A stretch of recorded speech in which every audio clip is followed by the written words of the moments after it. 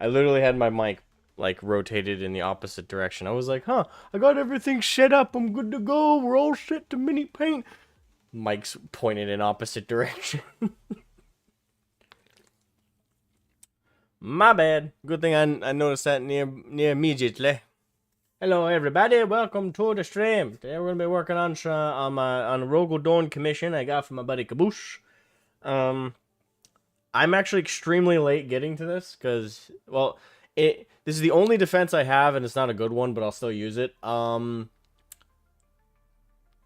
buddy Caboose didn't just commission me for Rogal Dorn. It was like for, I think it was for either 3 or 4 minis at once.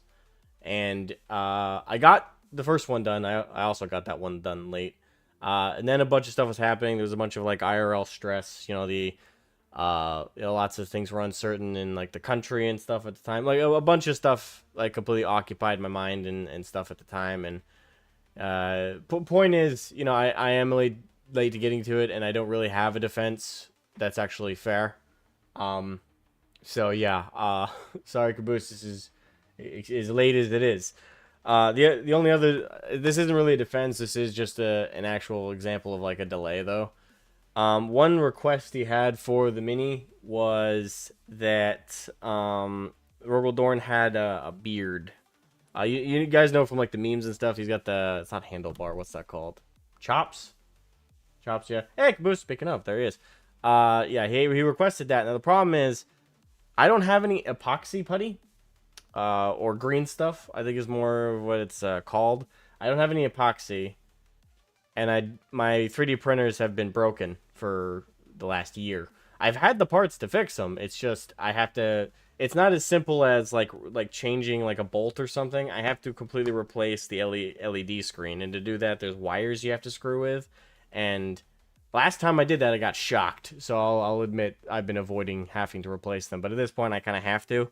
I was hoping that the Tyrant of Chthonia's head, because that model comes with a head with like a mutton chop style beard, but unfortunately his head's just slightly too small. I mean that makes sense. He's a Space Marine as opposed to a Primarch, but it sucks because he had the right he had the right facial foliage, but it doesn't apply. So. For now, I'm going to paint everything I can, and then try and, you know, another day repair my, good morning, Caveman, welcome to stream, good morning from the good old Arizona. Well, good morning to you, too. I am here in Maine. I just got done my morning run. So, yeah, I'm going to do what I can, over the next few painting streams to get this done, and in the meantime, repair my, my 3D printers, and try and find a suitable replacement face or replacement head for Dorn, maybe on Colts or somewhere. Until I can find that, that is going to be the one thing that is going to prevent this from being done for a good bit longer. That or I don't have any spare money at the moment, so, and don't donate because I said that. Just donate if you're entertained, or donate if you want to support the channel, but don't donate for pity.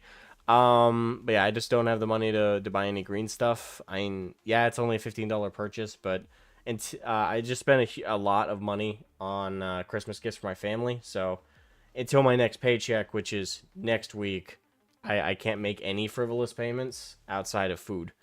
So that's and again, don't donate over that, please. But that's the situation. So at least I think I can get my 3D printers repaired during that time, though, because, again, I have the parts. I don't need to spend any money to do that. And if I could find a free STL, I think we'll be good to go for Rogal Dorn's face for the face foliage. Or, as Caboose puts it, the TTS Taco Tickler. Alright, so today I'm going to mostly focus on the bases. I've got the rest of his body primed as well. And if this gets, like, you know, frustrating to work on after a little while, I'll switch gears. Caboose, remind me, you wanted these guys as Iron Warriors, the ones that are dead against Dorn's base here? Or am I remembering it correctly? I can't remember how this twisted in. I'm trying to also dry fit this. Did they not? Oh, they didn't do it. Oh, that's not good. So I just realized the Forge World sculpt here. They didn't do a proper cut in. Like look at that. They didn't factor in the fold out of the base.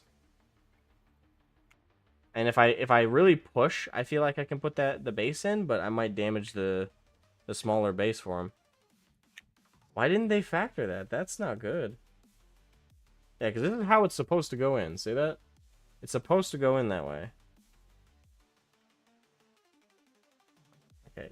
I really don't want to, like, force it, because I don't want it to wedge.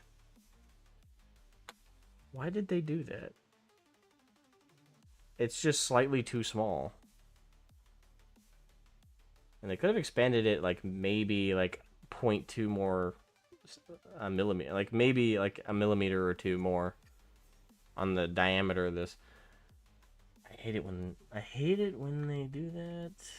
I mean, I say that, but I guess, to be fair, a lot of freelance designers on, like, Colts and stuff also have this thing happen a lot, where they measure everything out to exacts rather than trying to factor in, okay, this might need a little bit more than the actual size of the thing. Morning, the Wolf of Fenris. How you doing? Morning to you too, buddy. The OG was just a circle. It wasn't flared out. It looks like they changed the base. They might have. Yeah, because I really do want to dry fit this, but at the same time, I don't want to... Alright, for right now, I guess I'll leave them separate. Yeah, because that's a little too small. Well, anyway. So, I need my gray. I got my silver. Alright, so we got Iron Warriors. Actually, I was going to do a bit of a mix with Leadbelcher and another color to do it, but I think I actually have an Iron Warriors paint. I just don't have it over here. I'll go grab that. Wanted to say thanks for watching that cringe turds video. Oh, Adam something? Yeah. And especially, I do find it especially ironic doing this stream, but it's very funny. He's like, oh, well, anyone who had a problem with Fem Studies isn't a real fan, has never touched a mini. Touch. Guy's a jackass. Yeah, I didn't have to yell at him. I mean, the guy didn't give a damn about what we had to say anyway. Do what you want, my guy. I trust you as an artist. And yeah, don't worry. I have a plan. It's just implementing the plan. I'll be right back. I got to grab the paint.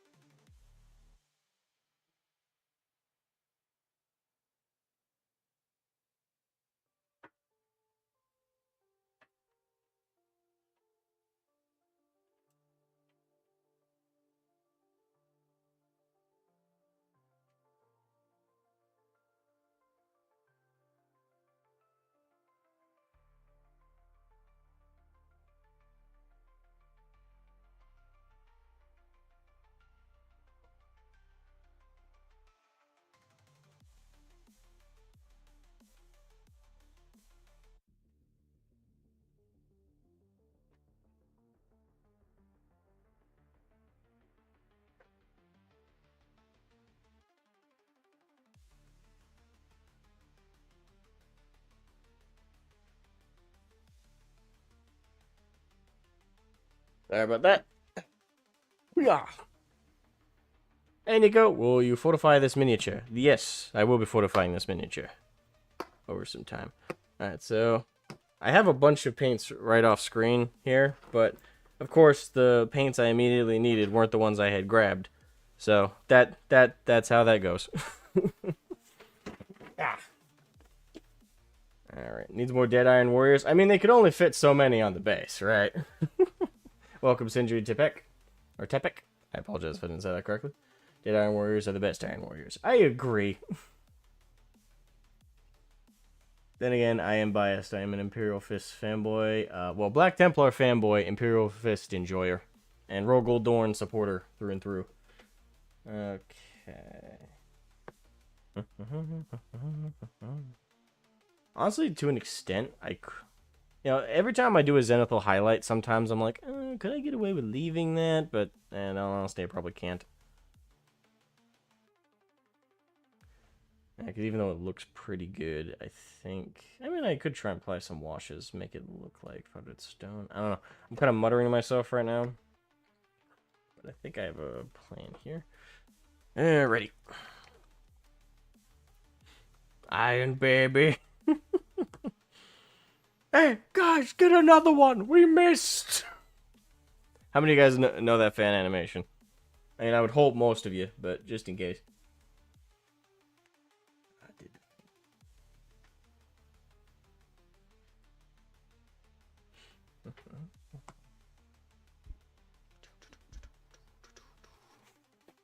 Well, why would that be different for a custodian? Oh, sorry. Astartes gene seed kills females every single time. Why would that be different for a custodian?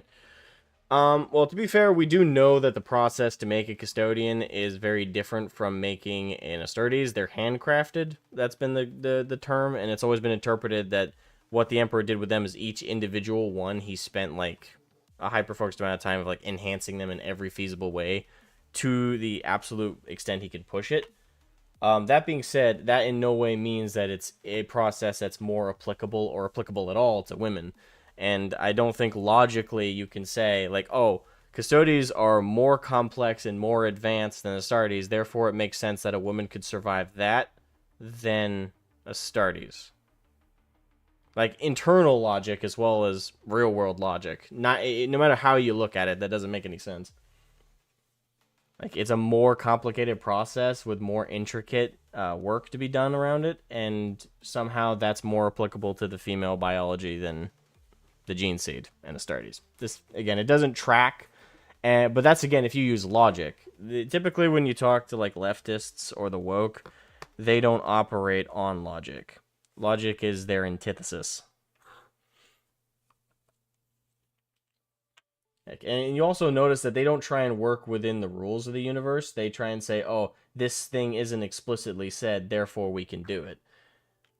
They always look for loopholes rather than working with... Like, they try and look for holes in the wall rather than try and go through the gate. You know? They always try and look for ways to breach things rather than work within the confines of the outlines and the rules.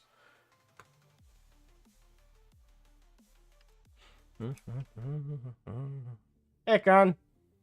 Hey, dude. Con from work, yeah. Hey, Con from work.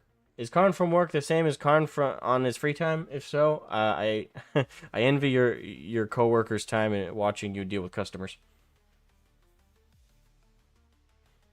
So let's start. We'll start. No, wait, because I don't want to work around them. So we'll get to the Iron Warriors after I hit up the rest of the base. So.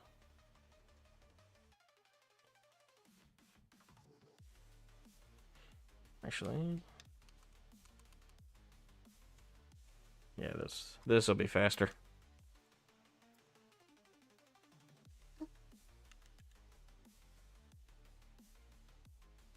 I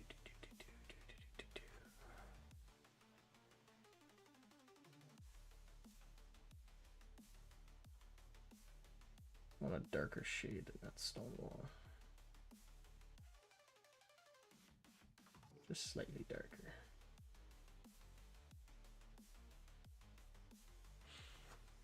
Okay.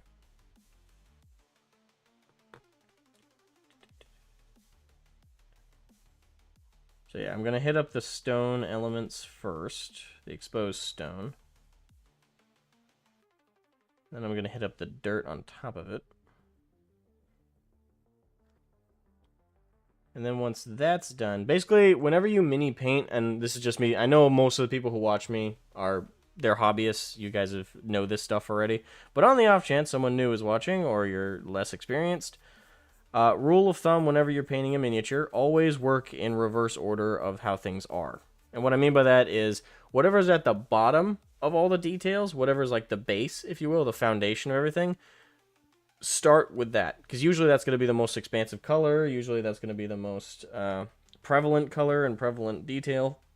So start with that, typically always, and then work your way to the finer, smaller details on the top.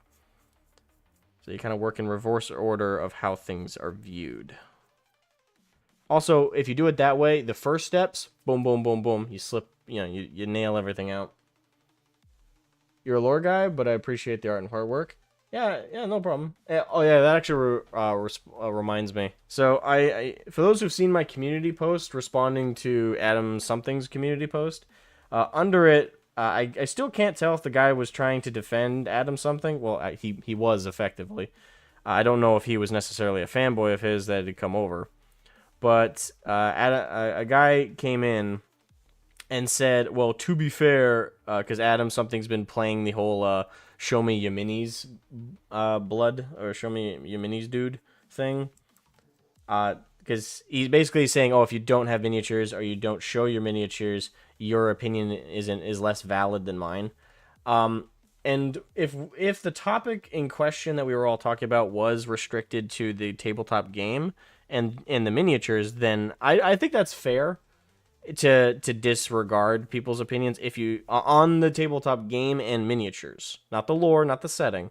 But if we're talking about the tabletop game and the miniatures and you don't have any and you've never played it, then yeah, by default you should be invalidated by your opinion. But we weren't talking about that. That's not what the whole situation with Adam Something was. The situation was about the lore, was about the universe, and was about the hobby and community as a whole. That reaches far more than just reaches far more than just those of us who play the tabletop and collect the miniatures. 40, and I even told the guy, like, listen, 40K isn't just a miniature hobby anymore. It hasn't been for well over a decade. It's comic books, it's novels, it's video games.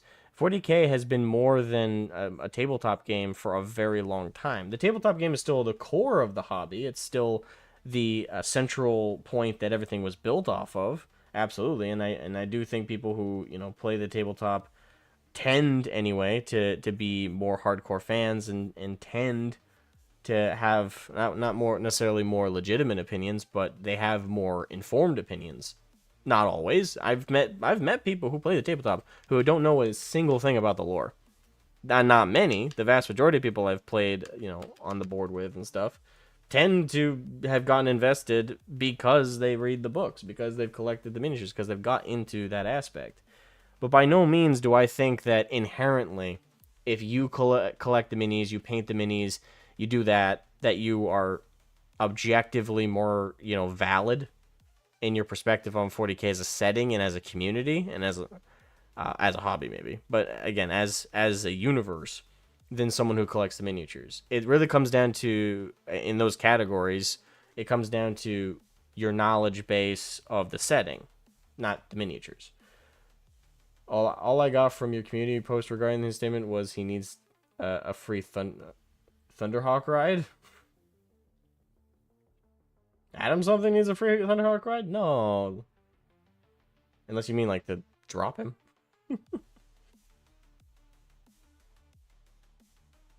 At that point, it'd be hilarious to use him as a test dummy for a drop pod.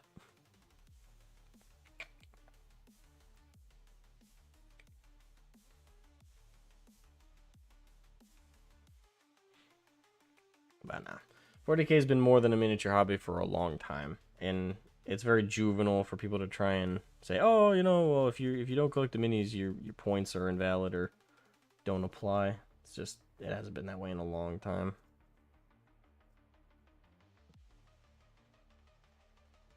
But there is some nuance to that point, I suppose. Yes, he plays Tau. Ah. Now I see what you're saying.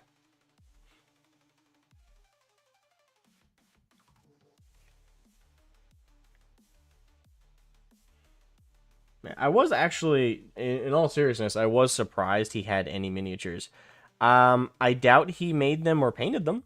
I really do. I mean, it's one of the... If he's going to pull the whole show your minis card, I'm going to challenge him to show yourself painting them. Because he even admitted that he goes on eBay and looks for secondhand minis. How am I to... So I'm to believe that you found secondhand minis, stripped them, and you painted those. Is it impossible? No. But...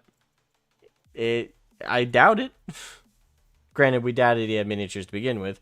So, to be fair, he did actually nut up or show up and show that he had them. It's just that doesn't really help his case much in terms of the setting because he hasn't shown a single book he owns. I would actually be interested to see if I could drag his ass on a live stream and question him about 40k. Like, I'll throw some lowball questions like, hey, who's Horus? You know, who's Malkador? How many Primarchs can you name? You know, I'll throw him the easy questions, then I'd start throwing him some hard balls. So I'd start asking him about specific events. It's like, hey, who was the main character in the Horus Heresy novel? Who was the main character of Flight of the Eisenstein? What happened? Describe to me or give me the lowdown of the interaction between Nathaniel Garrow and Rogal Dorn when he reported to him about the treason and the betrayal. You know, I'd ask him about more specific lore events. I would love to see if he could even answer a single one. Because honestly, based on his video about 40k, I don't think he could answer a single point. And if he could, if anything, that would hurt him so badly. Because then it would show, okay, so you willfully misrepresented the universe because you do know it. So either way, he loses. But still. Because if he doesn't know it, then it showcases he knew nothing from the outset.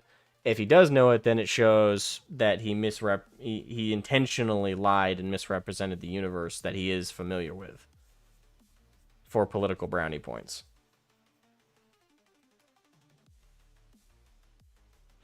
But that's by the by. I don't want to spend the whole stream talking about Adam something.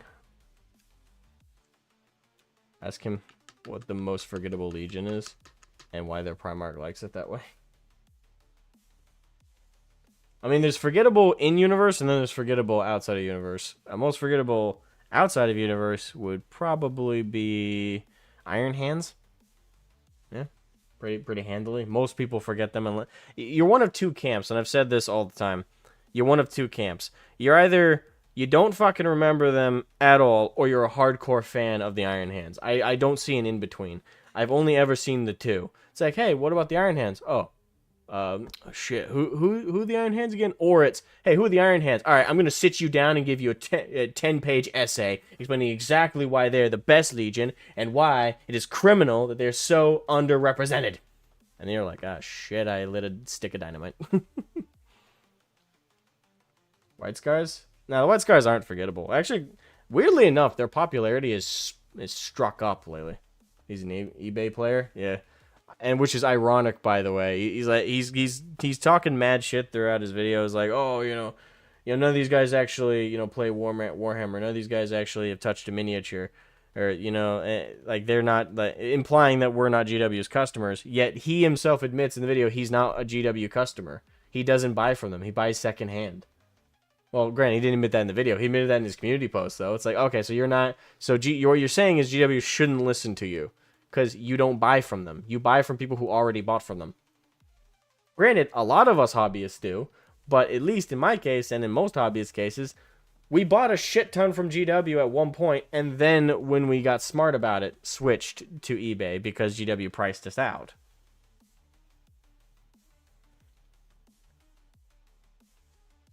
It's the White Scars because they're too fast. I mean, the White Scars are fast and stuff, but... And in universe, I suppose they would be potentially the most forgettable. I mean, to an extent, but out like community wise, no. The White Scars actually got a lot of popularity over the last, I want to say, 4 or 5 years. I don't know what happened there. I mean, I know a couple of YouTubers covered them, but I think it's more than that. Something happened where a lot of people started going, oh, hey, these White Scar dudes are kind of rad, I didn't know about these guys. Like, damn, they're pretty cool. No, something happened like randomly with it.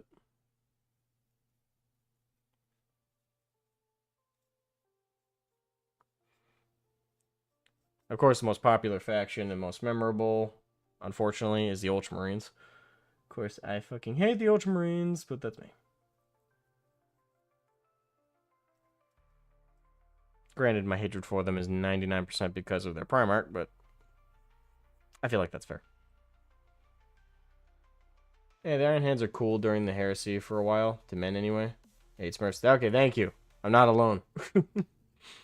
God, I absolutely hate the Smurfs. I will say that Matt Ward is very much to blame for them. He did give them the main character thing. I mean, before Matt Ward, they weren't as much the main character syndrome, so it wasn't as much of a problem. Maximilian Fontaine, welcome to stream. How you doing? Also, welcome Yokai1235. I almost said 1234. You almost got me. Caveman, I have a connection that will source eBay minis for me. He strips them as part of the service, but I agree with you. He needs to show a mini rescue and prove it to us he is a hobbyist. Yeah, because all he showed his YouTube plaque with 2 of his Tau minis on it. Which, by the way, I want to point out, he didn't show a large collection. He showed like 4 or 5 minis. Like, that were mechs. And granted, they were very, very well painted. I'm not convinced he painted them. But he had 4 or 5 minis. 4 or 5. For anyone who's played 40k, even if we're, like, unless you're talking Imperial Knights, and granted, he was showing larger mechs, which are a lot of points for Tau, but I don't think what he showed is even a playable army for the tabletop. He showed like 4 or 5 Tau mechs. If you saw my community post, I showed my whole, well, not my whole, I showed what I've painted of my orc army, which is about 2,000, over 2,000 points. And I have another 3,000 to 4,000 points of orcs I haven't painted yet. I have just about 4,000 points of Tyranids. I have 6,000 points of Imperial Guard. I have most of which unpainted on that one. And the Tyranids are also unpainted. Most of what I'm about to list is unpainted. Don't have a lot of time to paint, unfortunately. But, you know, I have a bunch of boxes to do for Tyranids. Space Marines, I have around, I want to say 4,000. I'd have to double check my count on that, but I have 4,000 or 5,000 points of Space Marines, just about. If I count all of my models, I could be actually closer to 3,000. I don't know. I'm doubting myself on the 4,000 point model for Space Marines, but I'm somewhere in that range, 3,000 to 4,000. Doing good. So ready for D&D this weekend. Awesome. Ready to bash some gnome hands. Awesome. Oh yeah, I do. For those who don't know, but I don't do it for YouTube anyway. But I have a group that I run D&D for. I'm the DM. And we didn't get to play this past weekend, which, to be fair, Thanksgiving weekend. Was kind of hoping we'd be able to do it, but, you know, I got cock-blocked. It happens. So we're going to be playing this weekend, hopefully. Knock on wood. I have any wood. Gnomes are suspicious as shit. Yeah, I'm running a custom setting I wrote for my party, so... The setting I wrote... well, granted, they're in a very specific region of a specific group of gnomes, so it's not like all gnomes are like this. But the ones that they've come across, I could tell you guys because the party has already got the lowdown. But the gnomes that they've met, they're an isolationist kingdom. Well, they're not a kingdom. They don't have a king. They're an isolationist oligarchy, where they are led by what's called the Forum. The Forum consists of 6 seats of gnomes of high standing. In their society, they don't. Gnomes aren't raised by their families. When a gnome is born, there are no last names. To give you an idea, the gnomes in question are ferried into the Forum. Think of it as the Forum is both government and education, and they're funneled into the Forum, into like dorms and stuff at a very young age, like nursery to dorm, and they're all raised in a education setting. And then they're given different trades or different jobs based on their inclinations at early ages.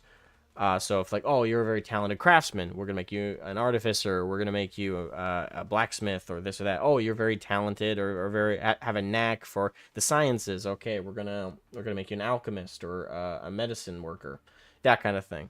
And there's no last names. You don't have family. Your family is the society. Your your parents are the Forum, and your siblings are every other gnome. And until comes time to increase the population, of course, then you find pairings. But you don't necessarily, and there is marriage in their society, so you do have that kind of family. So you can have a spouse, but you don't get to keep your children. Alex Kubonis. Isn't this just the kobold from Neverwinter Nights? Wait, what?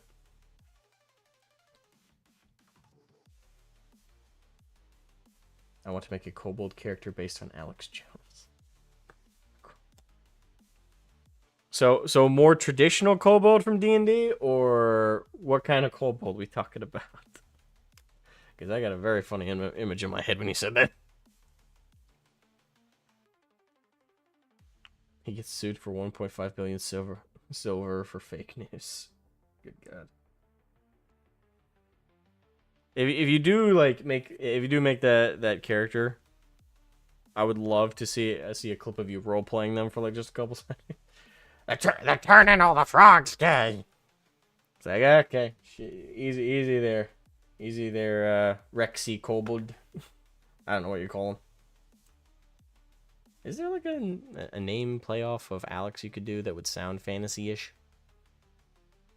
Outside of just saying Alex, I suppose.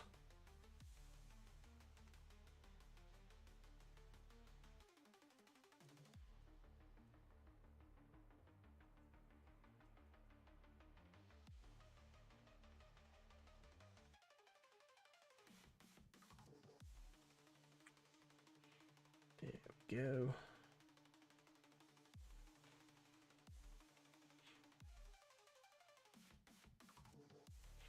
By the way, I will say, for those who've been watching me for a while, you probably already know this, but I am not a speed painter. I do take my time when I paint.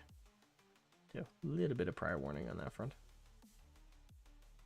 So painting together Dorn will probably be at least a few streams.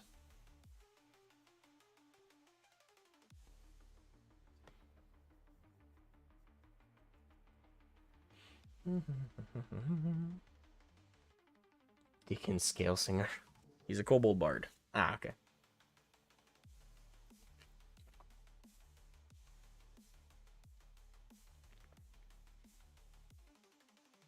Yeah, switch kobold, the dogman, and the reptilian knockoff. Intelligent one that was a former guard captain, body swapped with a kobold and frozen in amber by the form if wizards. Or form of wizards, okay. Turn out the eggs gay. God. But yeah, me and my party, we're open to play this weekend, and I'm hoping to put them through some potential tear jerkers. Well, depends on how far we get. They're still only on the second level? Yeah, they're only on the second level of the dungeon.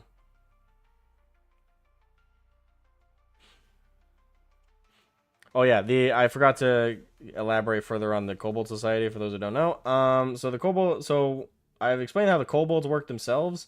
There is another aspect to their society that's pretty important. They also have slaves. In fact, there's a massive slave class in their kingdom. Sorry, I keep calling it that. In their forum culture, they have an entire population of werewolf slaves. And the parties figured it out. It took them a little bit, but the werewolves are kept transformed. In my setting, werewolves do have sentiency, like they are, conscious of who they are. They are forcibly transformed by the moon, but they can elect to transform out whenever the moon's not there. A moon forces them to transform, but if the moon isn't out or it's not a full moon, they can elect to transform whenever they'd like. And they do keep with enough training, they can keep hold of their mind and their sentiency after transformation. But, there's still a chance they lose control, either due to stress or anxiety or something going on in the situation. Anything that might emotionally destabilize them can lead to werewolves losing control.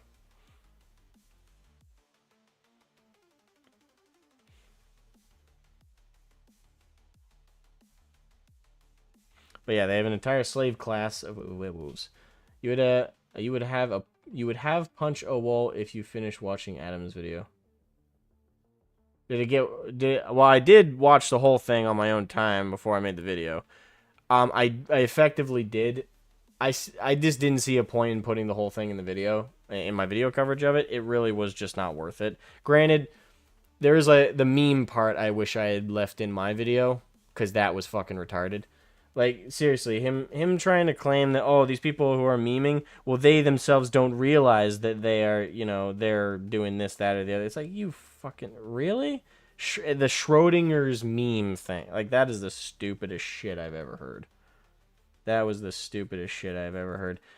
I wish I had left that in, but honestly, it just didn't. There was no point. Like, what I had covered in the video pretty much covered all of his core points. He just went extra unhinged at the end. I didn't feel the need to, like, cover that. It's like he'd already made his stupid claims. It just didn't. At the time, I didn't think it was necessary. But in hindsight, wish I had left at least that part in, the meme thing, because that was. And the whole thing was retarded. There wasn't a single good point he made throughout the whole, which is impressive. Like, that's why I'm still not convinced that the whole video wasn't just some kind of rage bait thing, and that he knows every single thing he said. Well, I mean, he has to know. Like, it's just too intentional. Like, so many things he said are objectively dumb and completely, like, I can't think of a single thing he got right, honestly. I can't think of a single thing he got correct about 40K or Starship Troopers. And to be granted, I wasn't confident about confronting his Starship Troopers point, because again, I'm pretty casual about Starship Troopers. I've only seen the movie, and I watched the movie on occasion. I will say this, I totally forgot that a couple of points from the film in response to his video that if I had remembered at the time, I would have confronted very harshly. I totally forgot that the Federation created a defense network against more asteroids. That totally escaped my memory when I was listening to that. If I had remembered that and like one or two other details, I would have gone in so much harder on the Starship Trooper thing. But I haven't watched it recently. It's been like a year or two. I had to watch like other people's videos, like Arches and stuff, for them to bring that up, and I was like, oh shit, I totally forgot about that.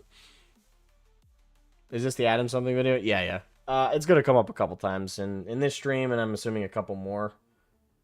And to be fair, like, the video was so dumb, I can't blame anybody for being like, what the fuck? He's objectively a contrarian? Yeah. As someone who has watched a lot of BreadTube videos, they do this. I don't know why you do. I mean, I respect the ability to watch them. I cannot. I cannot for the life of me watch BreadTube. And granted, it's due to political differences, but even if I agreed with them politically, I don't see the appeal. Because they're so condescending and arrogant, like, all the time. Like, how can you... Even if you are of their political persuasion, who the fuck wants to sit there and listen to people talk all the time, like, that self-righteously, that arrogantly, that sanctimoniously? It'd get fucking old within minutes. Like, I do not understand why people like Hassan and, like, Destiny and that whole lot have fans. It doesn't make sense to me. I guess, you know, when you're that wrong all the time, you'll accept anybody who parrots your opinion, I suppose. But it's just ridiculous. Like, I would never, I would never have gotten into watching, who's a good example? Yeah, I never would have gotten into watching Arch, for example, if Arch was spent all the time arrogantly stroking himself off.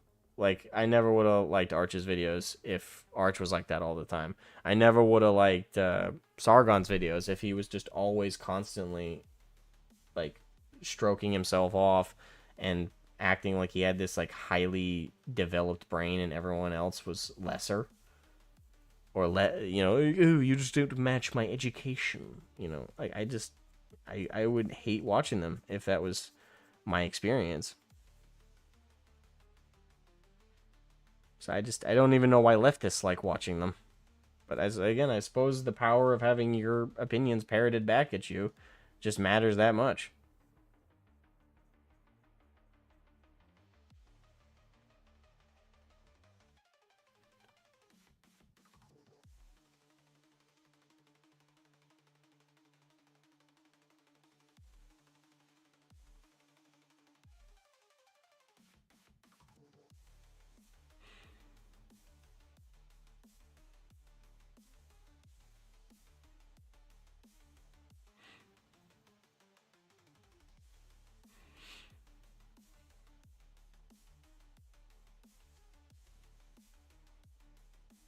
Political extremism is a hell of a drug.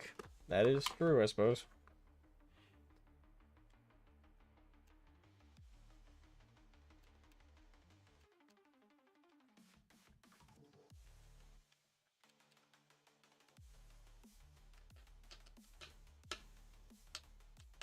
Isn't that what Arch does get from?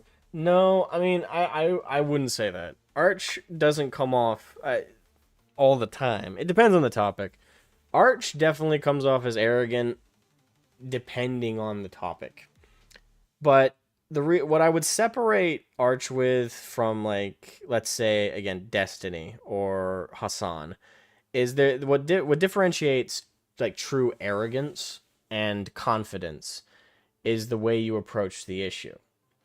Arch approaches a lot of the issues with both 40k and politics where he's confident and he's assertive with his points, but he breaks down in intricate detail why, and it's not just down to, ignoring some facts in favor of others. Arch I wouldn't describe as all the time arrogant. There are parts where he does get very arrogant and very kind of up his own ass at times, but it's definitely not the majority of the time. I would say the difference between Arch and BreadTube or Sargon on YouTube is its confidence versus arrogance. I don't ever think, like, if Arch was proven wrong about something, I wouldn't doubt that he'd acknowledge it. Not happily, but he'd probably acknowledge it. I don't get that vibe from anyone on BreadTube. Like, again, Hassan has been wrong about countless topics. Name one of them he's addressed or admitted to. I can't think of a single one. When he's been wrong, he just goalpost shifts. When Shortfat Otaku, who he claims to be a centrist, right? He's a leftist, pure and simple. He moonlights or pretends to be, I should say.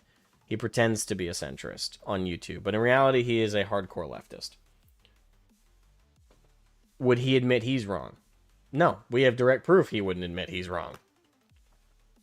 Like, I've directly confronted him about shit he was objectively wrong about. He couldn't say, I was wrong. He could not say that at all. He said to me directly, I'm not wrong. About framing a firefighter who died as evil as some of the people in the BLM riots and stuff. Like, he could not admit that he was wrong about trying to justify his death. He couldn't do it. This is what differentiates, like, the confidence from the arrogance, the prideful from the confident. In my opinion. That is a communist, he is.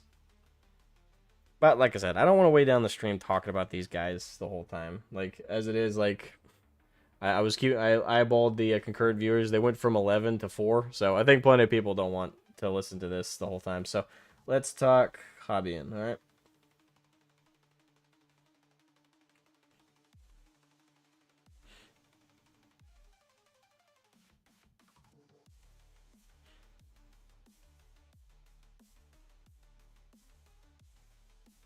No, that's fair. That's fair. I let it carry on. So no biggie. We'll just switch gears back.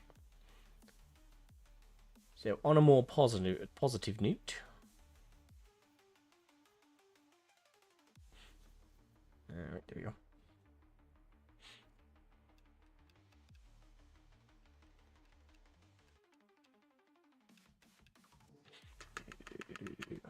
You have a single Necron warrior. Wait, why do you only have one? You have one? Like, just one? Oh, I spilled some of my...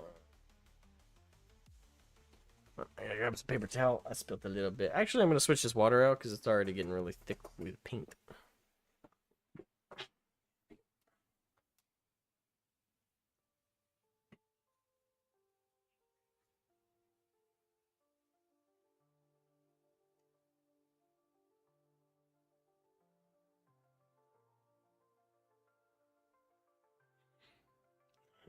And...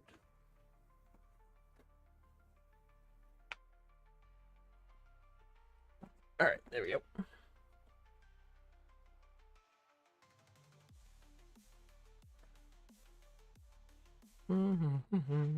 I have a knife, Mohawk.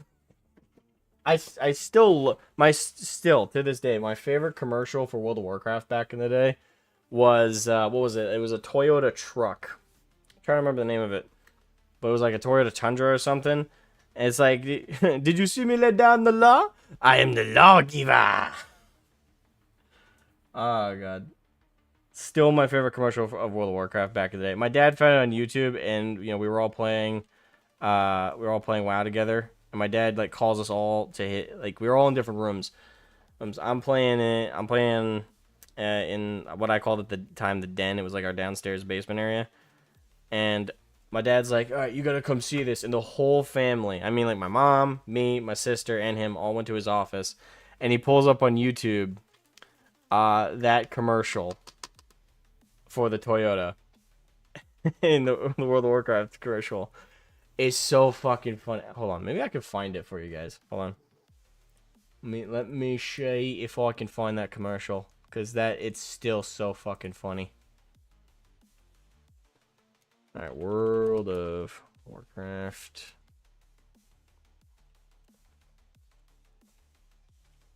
Toyota commercial.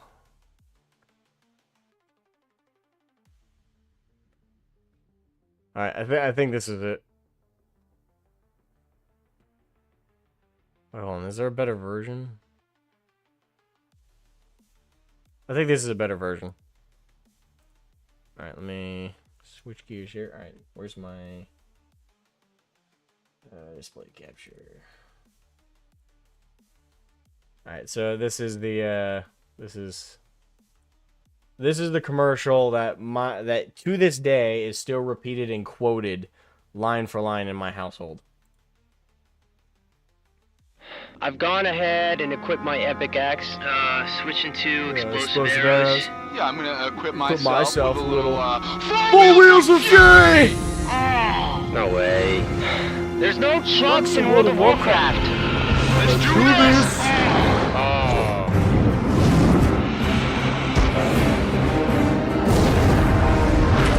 Did you see me lay down the law? I am the lawgiver!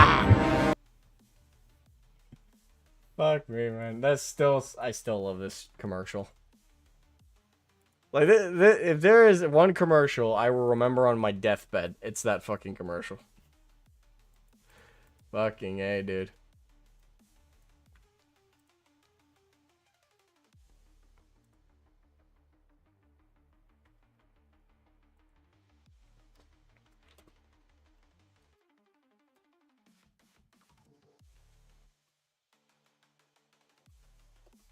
Alright.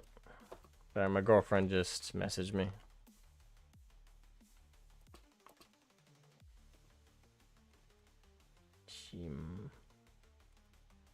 Okay. She had to go to the doctor. Damn it. Nothing serious, but, just sucks. Oh, well. I just had to do a checkup randomly.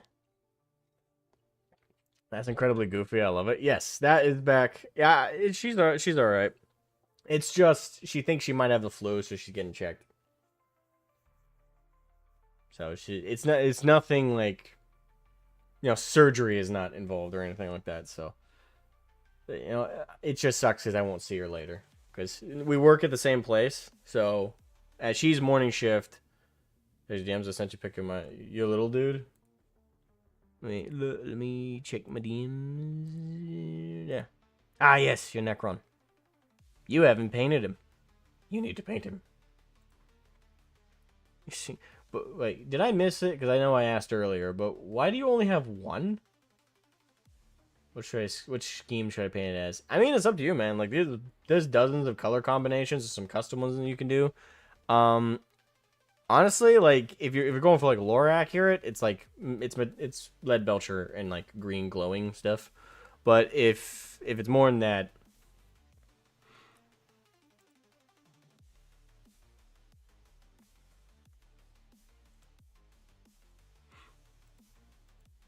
I mean, here's a cool color combination if you want to do it. Try doing the metallic shell and like a pink glow.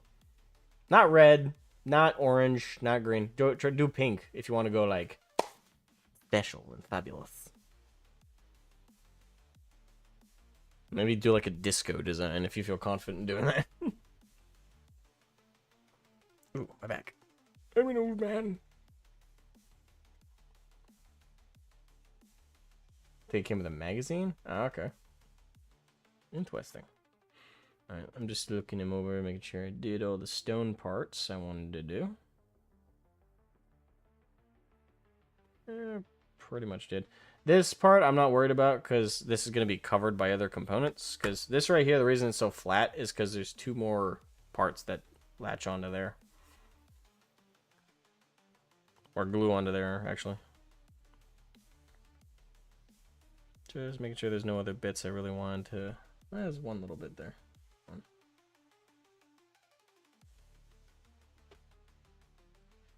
It's right there.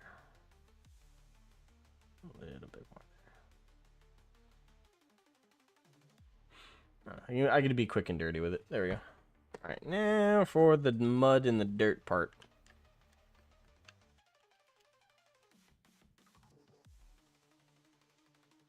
Which is a mix of black and brown.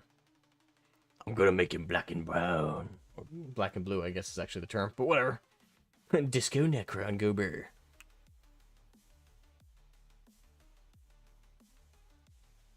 Come on. I think I might almost be out of this black. Yeah, that barely came out, so.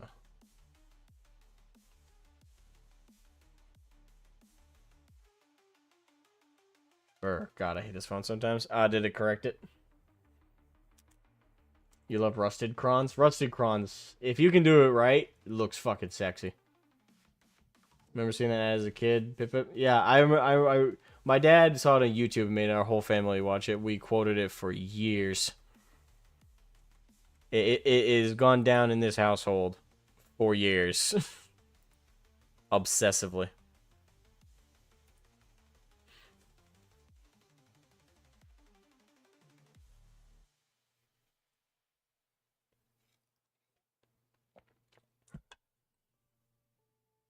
Oh, you're printing your... Oh, sorry. Yeah, I read that as printing for some reason. Maybe I'm dyslexic. I'm painting my new 3D guard in Synthwave.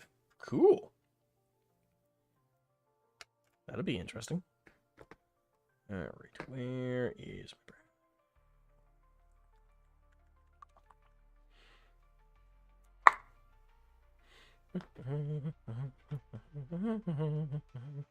Alright, this I'm going to end up applying a little bit more like a wash than I am like a proper paint. So let's do it like this.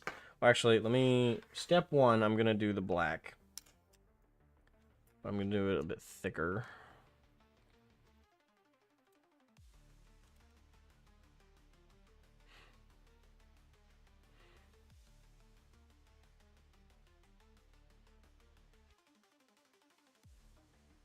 Alright, so... This is where we're going to get a bit more precise. Because you want to do a base of black before you put the brown on.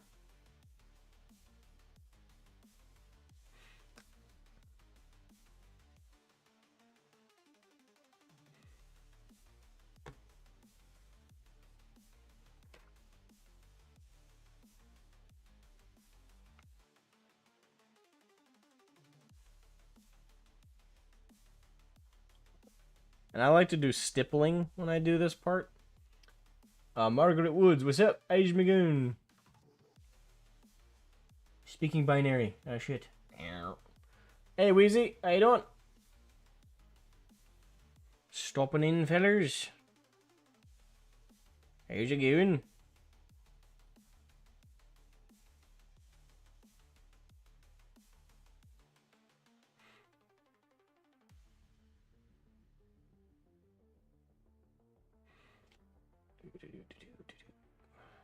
Yeah, I'm just working on the base for Dorn here.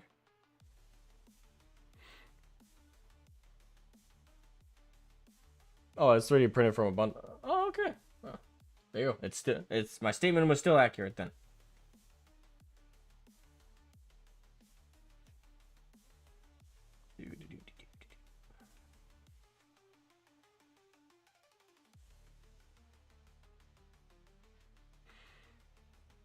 Yeah, so just that initial stippling, what do you guys think?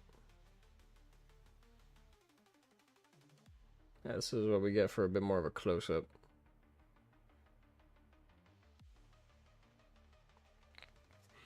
Because I find stippling looks better than just trying to... Even though there's already, like, the terrain texture there, 3D-wise, I still find it's better to apply it this way.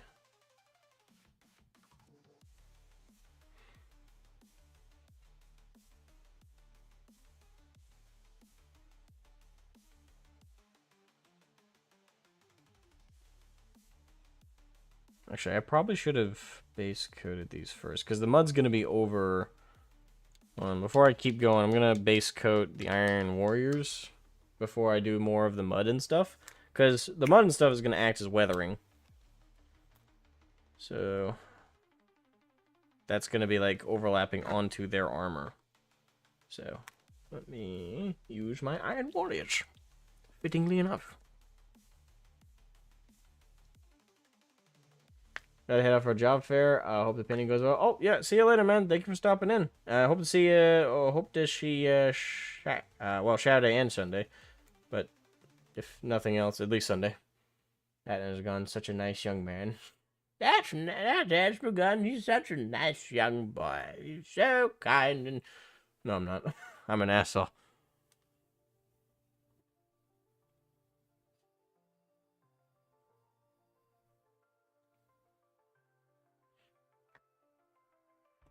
There we go.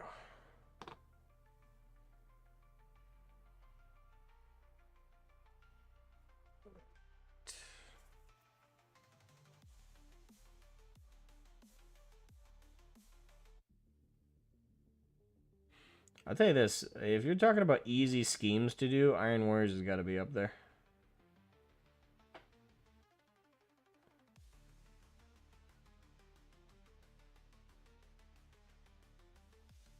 I mean, until you get to this caution stripes, I suppose. That's usually where you lose that the easier line.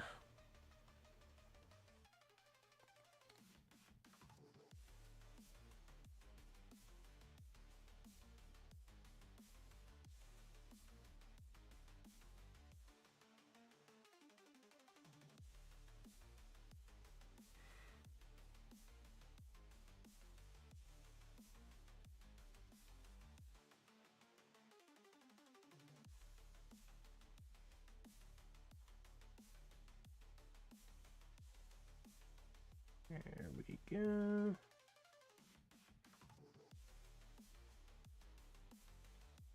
I will say, if you ever want to like paint like a terrain, like a large terrain piece that's like an industrial terrain piece, two paints that are kind of necessary at this point is Lead Belcher and Iron Warriors. Because Lead Belcher and Iron Warriors very close in tone, but they both capture two forms of metallic that are just on point. And when you dry brush over them too, or you dry brush them on black, they look so fucking good. Of course, that is in my humble opinion.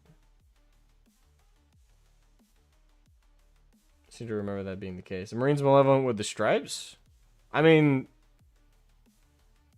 unless I'm misremembering their scheme. I remember their scheme being a little bit more, like, Marines Malevolent especially. Aren't they the ones with... Hold on. I don't remember their scheme off the top of my head. Marines Malevolent.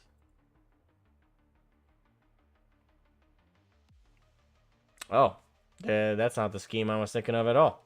The Marines Malevolent. I'll pull it over and show you. If Discord will... Sorry, not Discord. If OBS will listen to me. That's why I should probably fix that blur there. Yeah, there we go. There's Marines Malevolent. And that is not the scheme I remembered. I thought they were a bit different. Okay. Back with gold pauldrons and legs. Nani? Yeah, that's not what I was thinking of at all. Wait, hold on. I think I know what I was thinking of. Space Marines.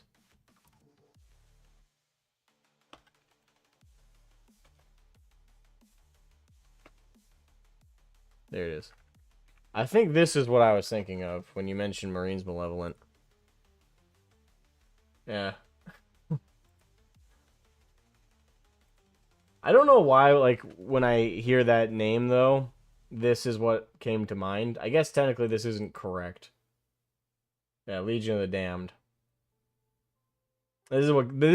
I guess it's because they look malevolent that's what came to mind, but yeah. I only just remembered now that yeah, this is Legion of the Damned. This isn't Marines Malevolent.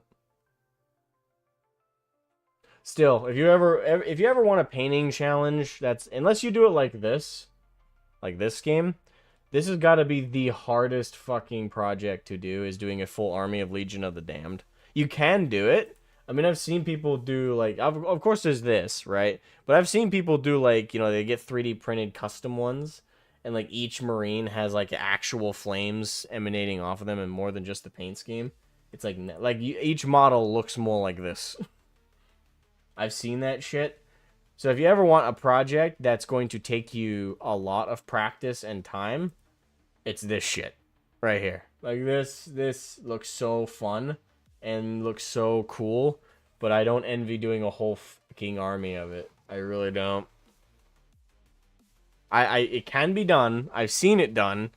I don't want to do it myself. Alright, so applied those guys. Now for the full armor, over here.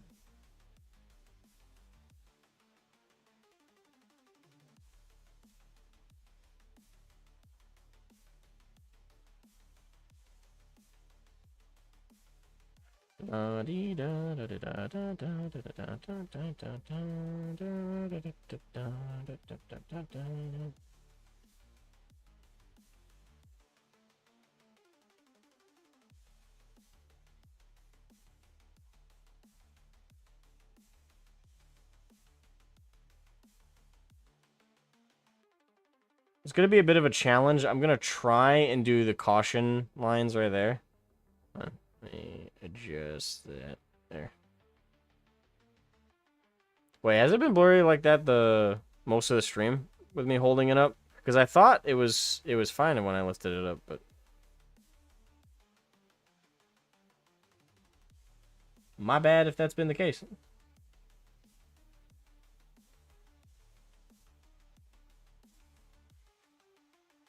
I would turn it on autofocus, but the problem is the way the capture stick works with my DSLR is if I turn that on, there's gonna be little brackets that you guys will see showing the autofocus, which I can't hide, unfortunately.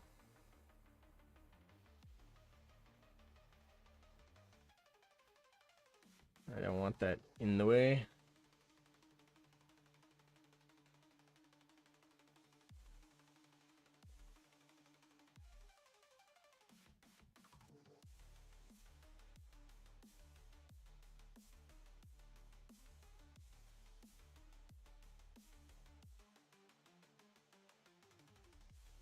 It's been fine, okay. Dip it kind of guy, paint looks okay, dip the model in, see what happens. Now, this is a commission for a good buddy of mine, so I don't want to do anything lazily. Like I said, I'm a slow painter, but I'd say I'm a good painter. There's a skill level. I would give myself the label of above average. I wouldn't give myself the skill level of elite. I mean, objectively, I'm professional, but that's because I've been hired and paid to do. I mean, this right here is a commission, so I've been hired and paid to do. Which objectively, that's how I anyway define, like, if you can call yourself a pro painter, is do people like pay you for it? Then objectively, yes, you are a pro painter.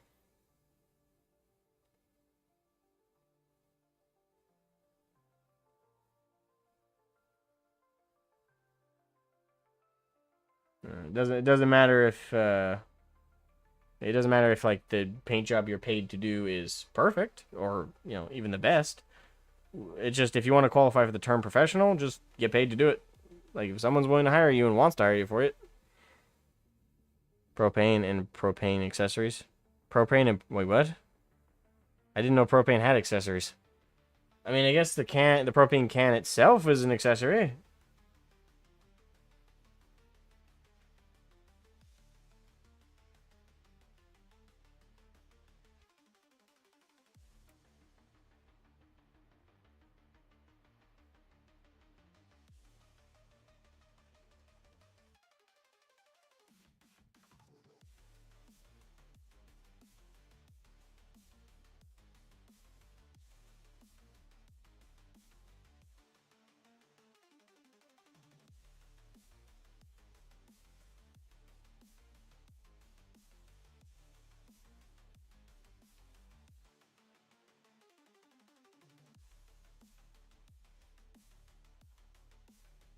King of the Hill. You said propaner and my whiskey brain went. Oh, okay. Are you drinking whiskey right now? I mean, respect. I have to work later. I can't drink right now. I wish.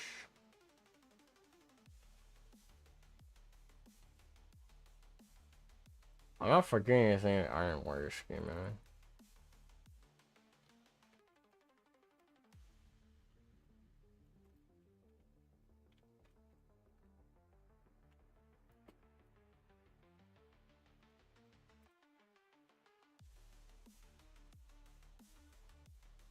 No, I'm remembering correctly. Okay. I'm pretty straightforward. It's just this color plus. If you want to get fancy with it, you can do like a light silver for like the trim. I mean, some people apparently have even done gold, just looking like eyeballing different versions of it. But you're a night shifter. I mean, so am I. Well, I'm not overnight. I work. I'm second shift, so at my job I'm night shift. There's no one who does overnights, but I'm at my job Monday, Tuesday, Thursday, Friday, 2 to 10, and on Wednesdays today I'm there 1 to 9.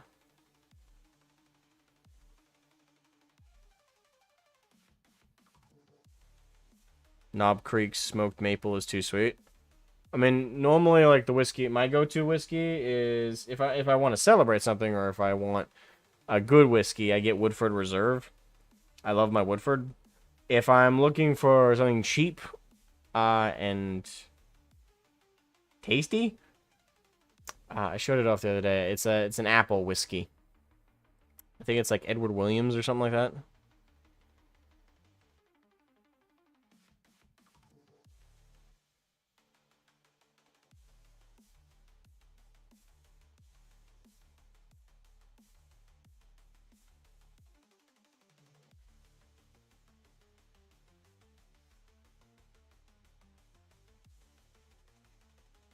Or Evan Williams, actually.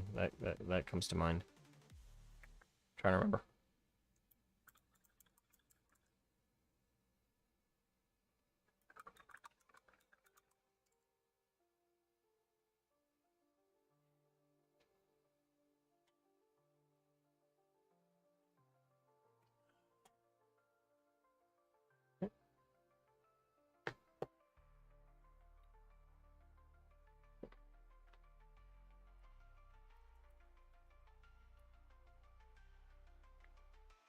That's a kill team at best for work involved.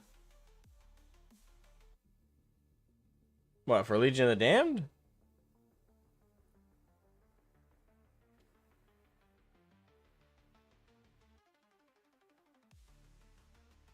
You have a solid schedule of 10 to 0600? Okay. So you are an overnighter.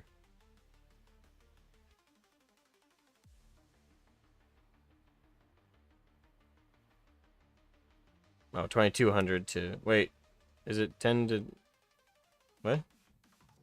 Well, I figured that's what you meant.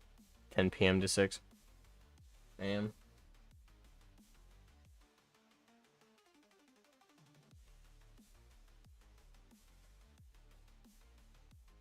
Damn ass.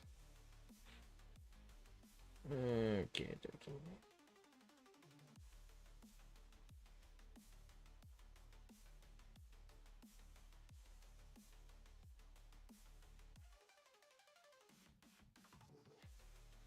Now my brain kicks in sometimes. Yeah, fair enough. I gotta get used to that anyway. I'm come January or late January, early February, I'm signing on with one of the branches. My girlfriend has forbade me from doing full-time service, so I'm gonna be end up doing Air Guard or National Guard. I thought about reserves, but I do actually want to do stuff with the opportunity. Reserves really only called in during certain occasions. It's much more part-time than National Guard even is. So I'd rather do Guard. Plus, Guard in my home state gets complete free, not even part of the GI Bill, it's complete free education. Like they will pay to send you, and they will cover every dime to send you to college. Which, that's about the only way I'd go to college for a full degree, is if I'm not paying a cent. Because that's one thing I hate about modern schooling in terms of education or post-secondary education. I despise how much it costs. I think it's ridiculous.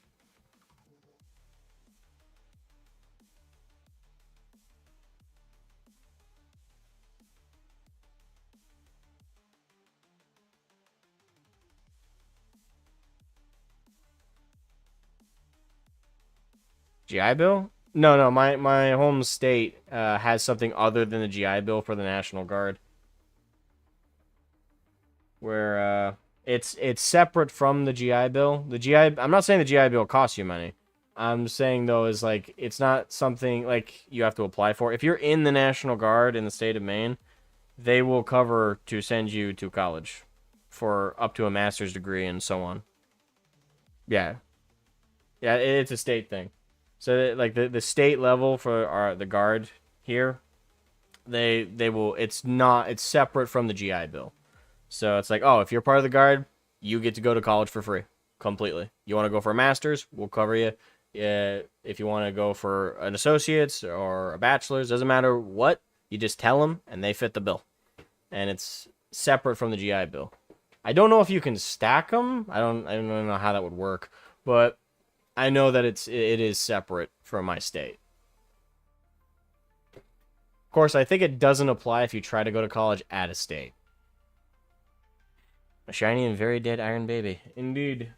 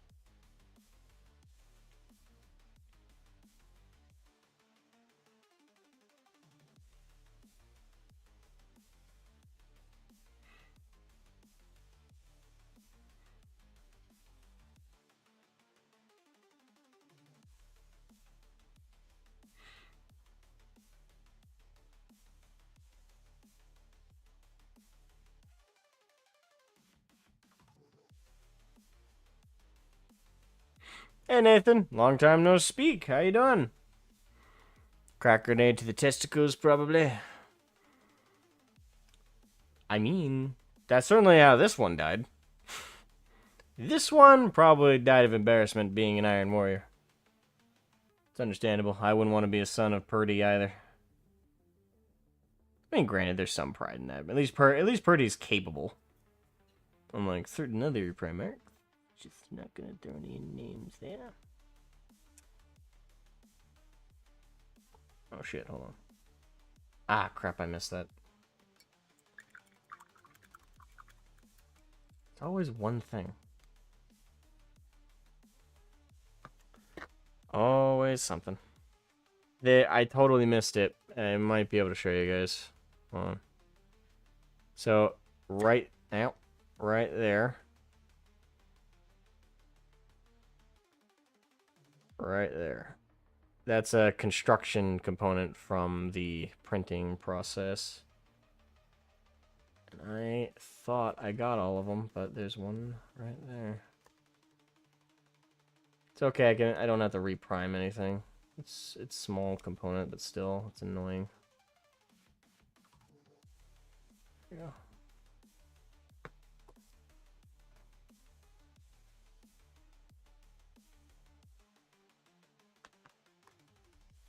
Very annoying.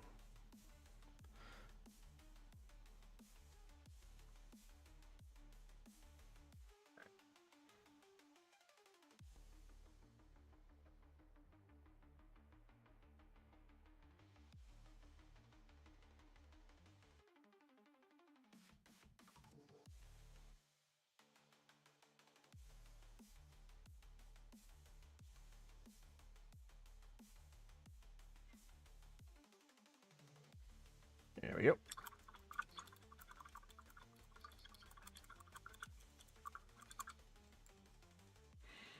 Now for the frustrating part. The caution lines.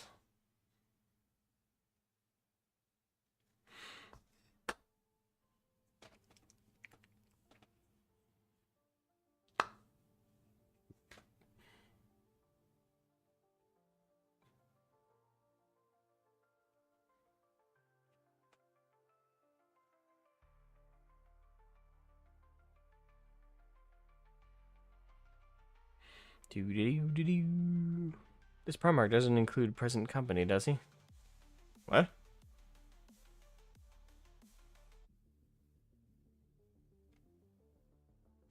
What you mean by present company?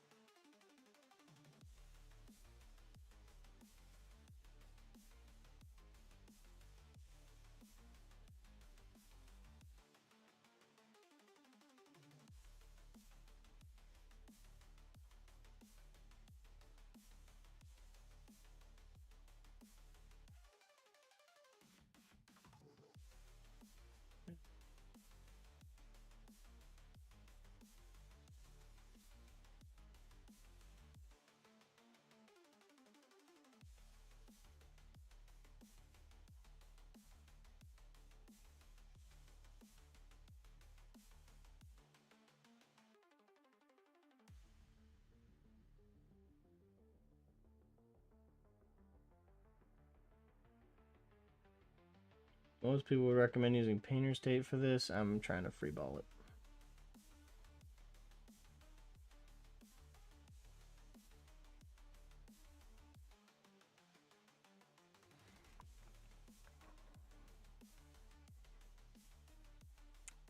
Kind of rough.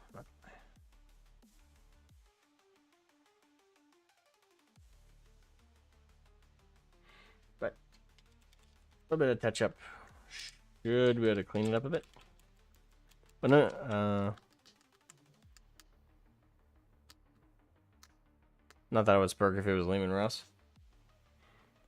If it was Lehman Russ, everyone just party. It's like, all right, get out the ale and the kegs. He didn't mess up the whole fight with Horse after all. Yeah.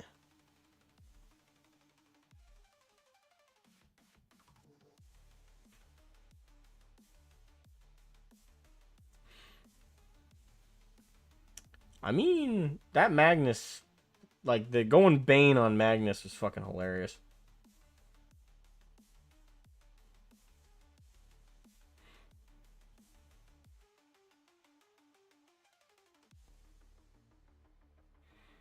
And this is where things get very careful.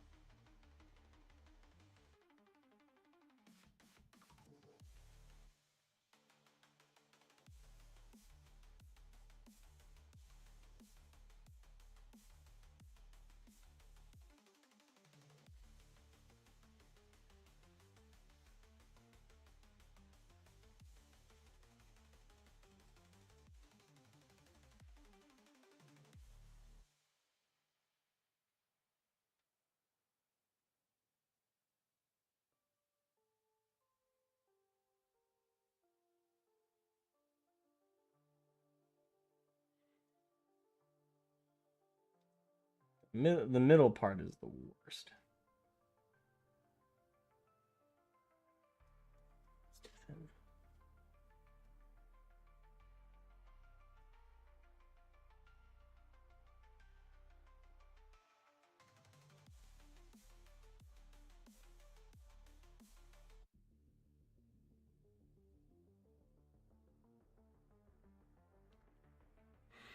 Just trying to get as good as I can make it.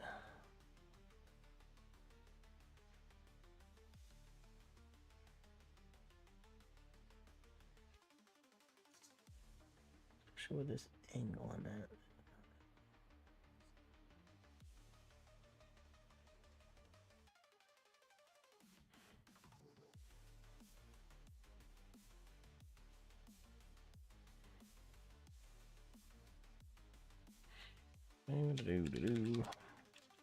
So is Rowboat as the Eldar chick?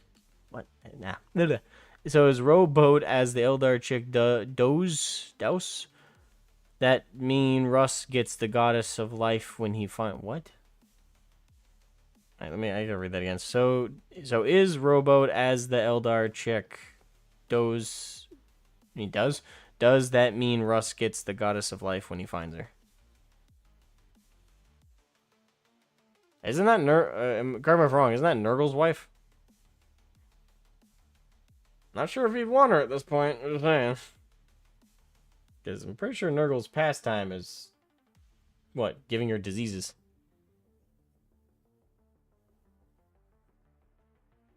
If I'm thinking of the right thing. I could be thinking of the wrong thing.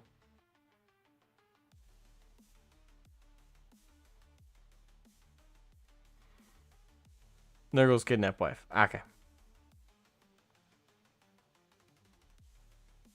I am thinking of the right thing.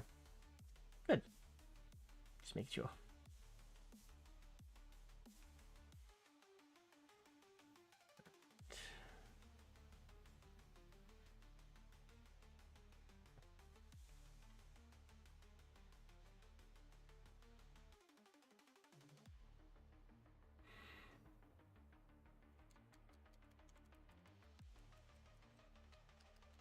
It's just VD.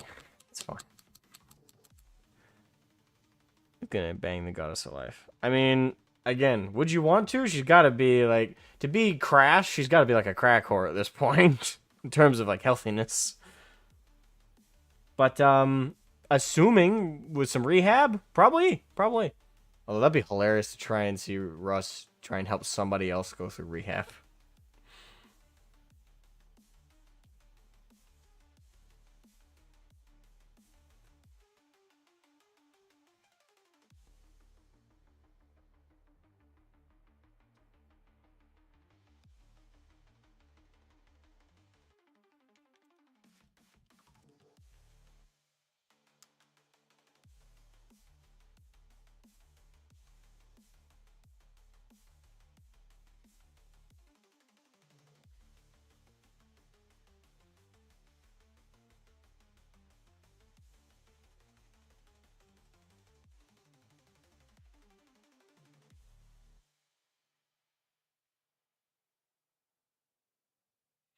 All right, so I added a little bit of wash. Like I overwashed intentionally. I overwashed down here, trying to make it look like there's been like some weathering towards the edges here. I don't know, how's that look?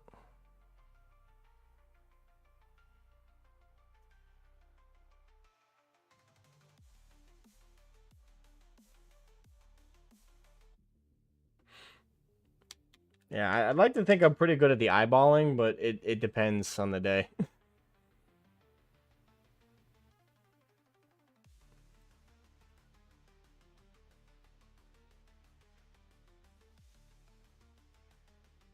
And isn't that diagonal?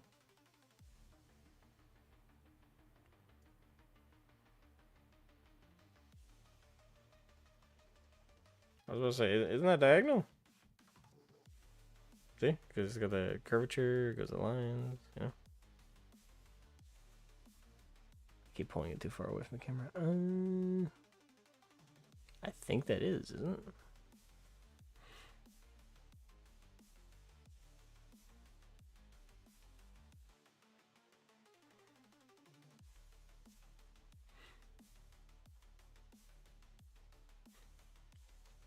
It looks straight up and down from one angle to me. I mean, as long as it's just from that one angle, I think it'll be fine. Gilman has Yvrain. Jagatai has Dark Eldar Sussies. In the webway, Sanguinius has Elindra, Clone Fulgrim, Elindra. Who's Elindra? I don't even remember who that is. Clone Fulgrim has Jane Zar Lehman. Oh, you meant to have commas there. Sorry, Jane Zar. Lehman has the biggest fuck you brothers for finally bagging Isha after returning. I mean, that would be a huge fucking bragging point, though, wouldn't it?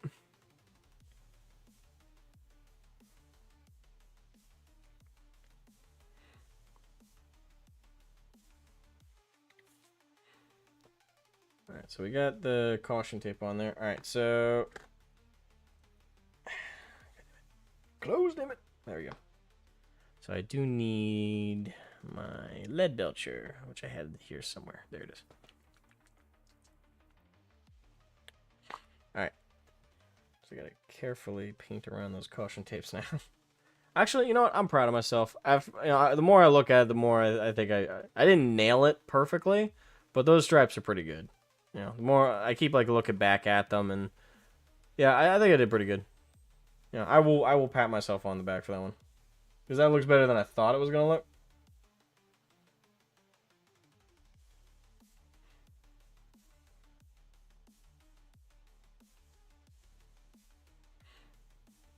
Alright, so now to carefully do the edge of.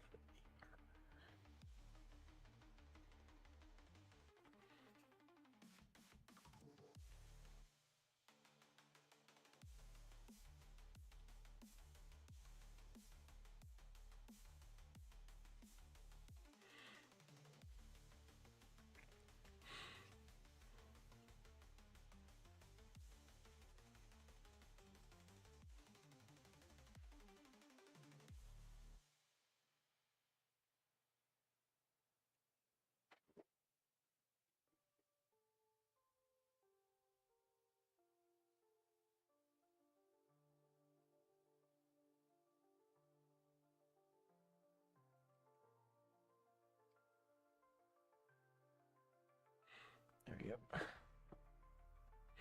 Oh, I completely forgot to get the backpack. Just knows that. Oh well, that'll just take some quick.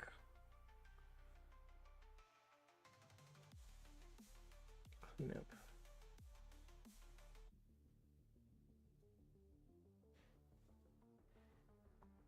Boom.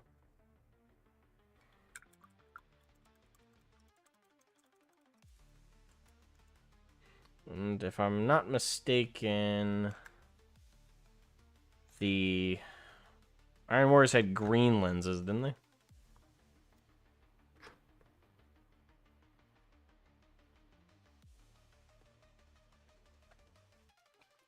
I have a cheat code for green lenses.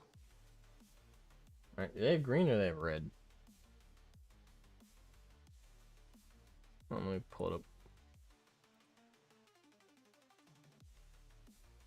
Okay, the first image I see is with bright blue lenses.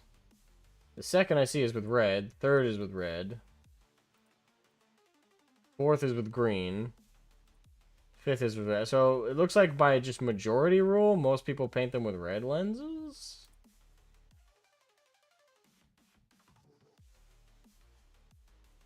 I don't know. Where's the official artwork?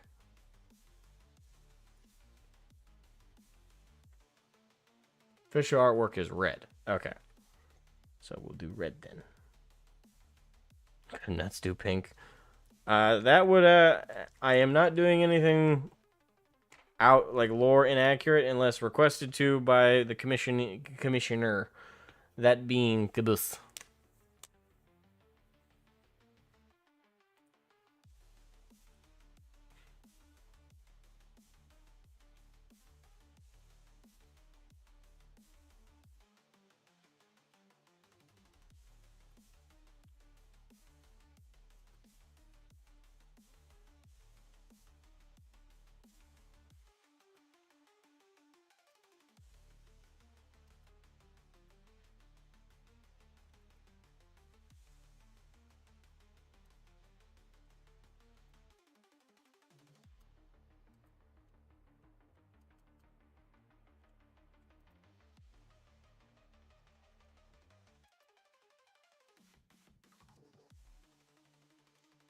Okay, good. So the test came back negative. My girlfriend's messaging me. Looks like it's a little bit better. Just got added. Oh, someone did fan art of that. Okay. Oh, damn it. Okay.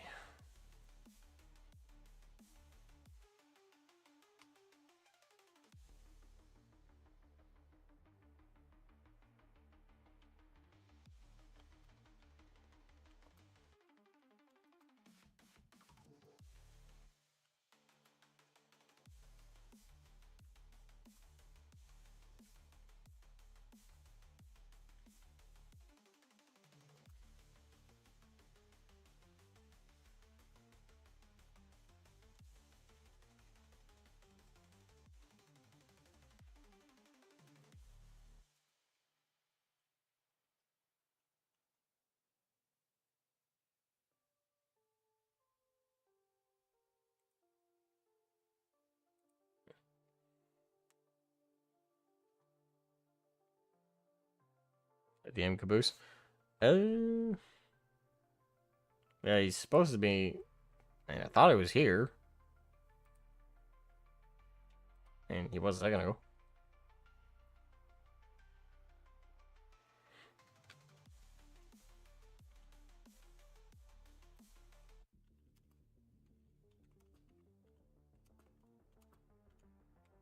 What lenses do you want for the iron, baby?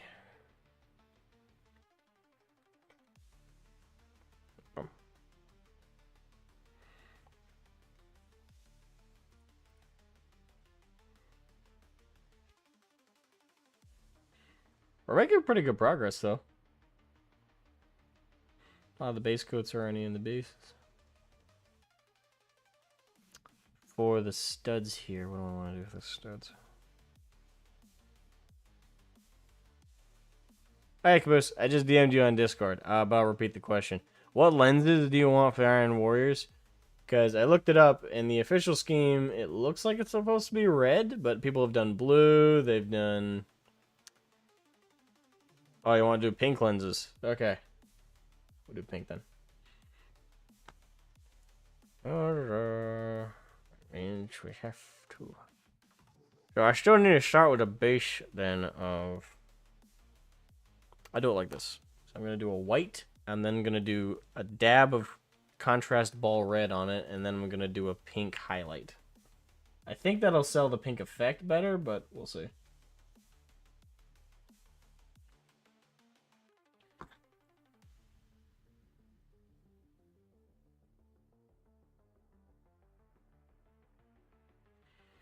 I think we all know how notorious pink tends to be.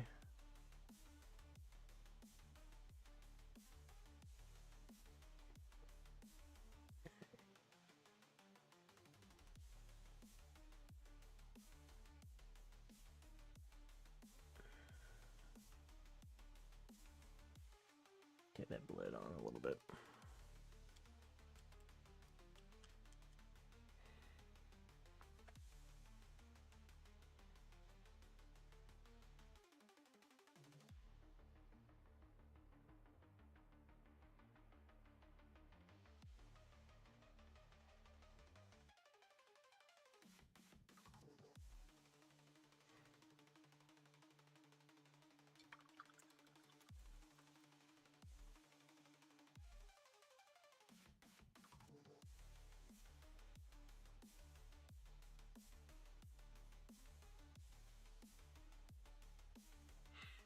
Let's let that dry for a second. Yeah, because we're about to get into some testy territory.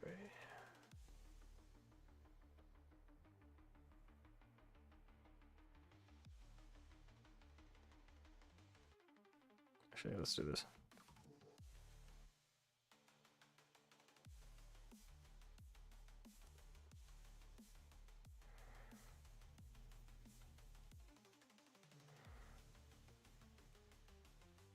Alright, so what I'm going to do with that eye is Now, I'm assuming the white's just about to dry.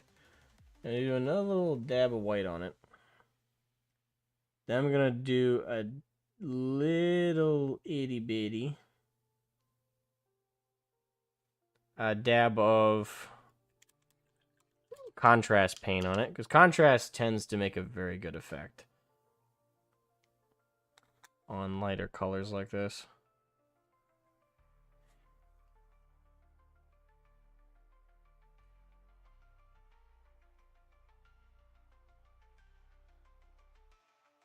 Alright, so... and then we're going to do a highlight of pink,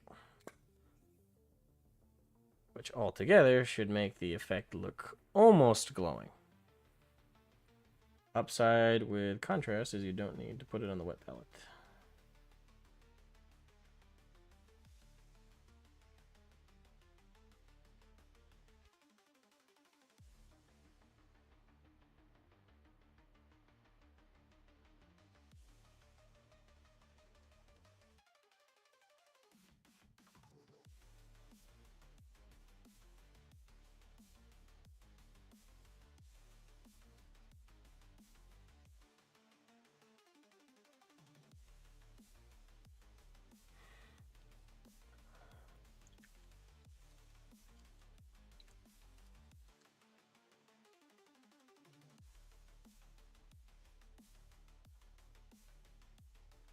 Alright, that should only take a second to dry.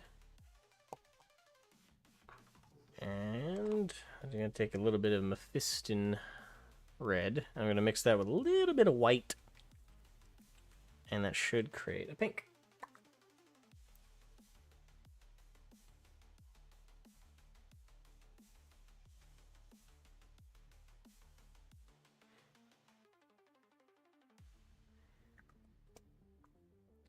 The funny thing we do for clients.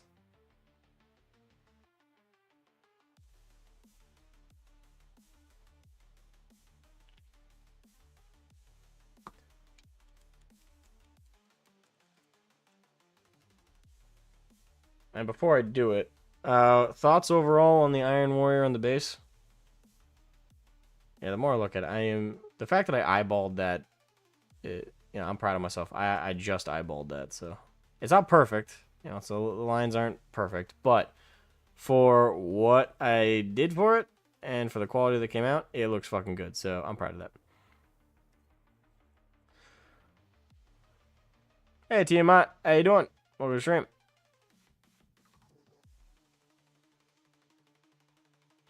All right.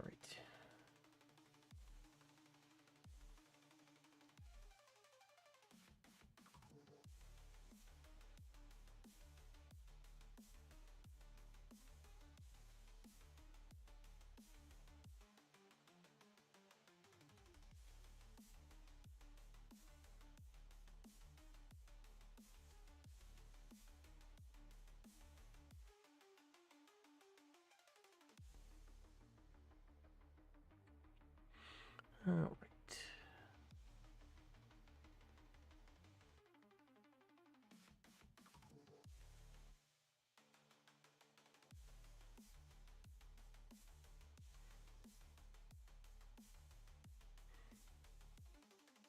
All right. There's a pink lens.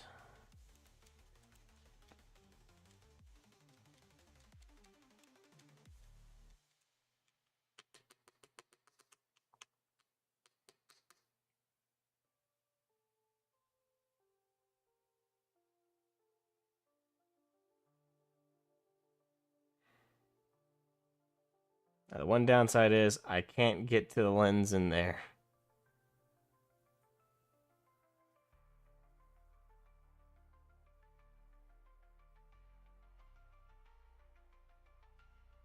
Yeah, because I do not have the angle to get in there. So it's gonna, from this, granted, Dorn's gonna be standing right fucking here.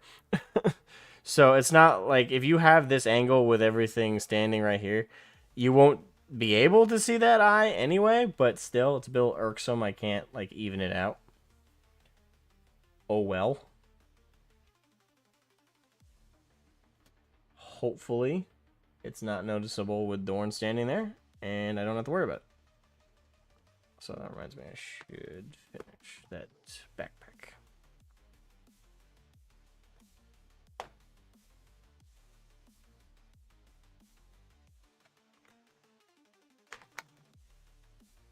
Oh, so there.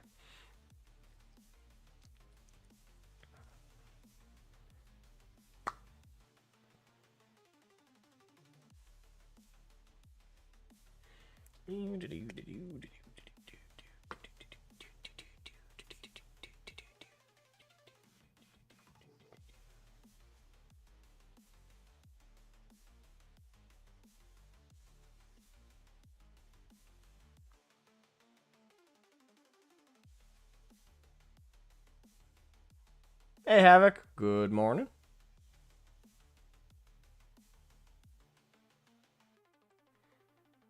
Hey, Havoc, I know you're only just jumping in, but I did that by I eyeballed this. This right here is entirely eyeballed. It's not perfect. It's got problems, but for what it is, it looks pretty damn good.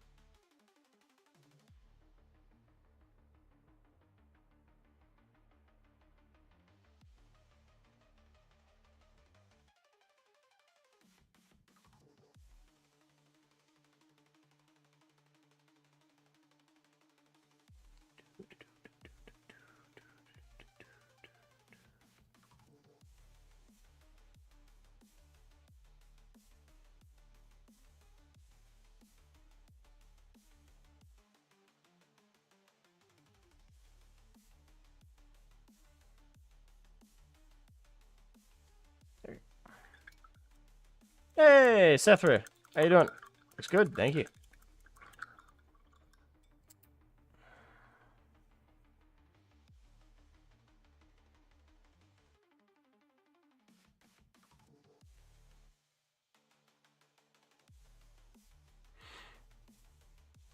Making pretty good progress. Oh my neck.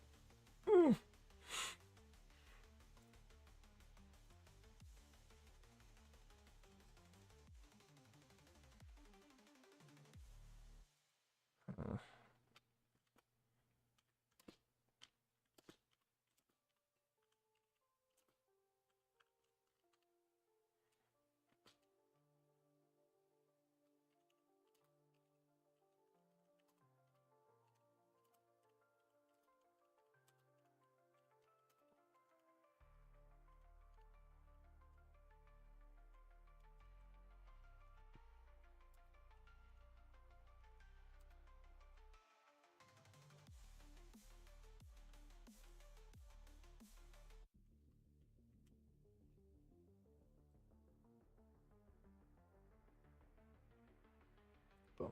Okay, there we go.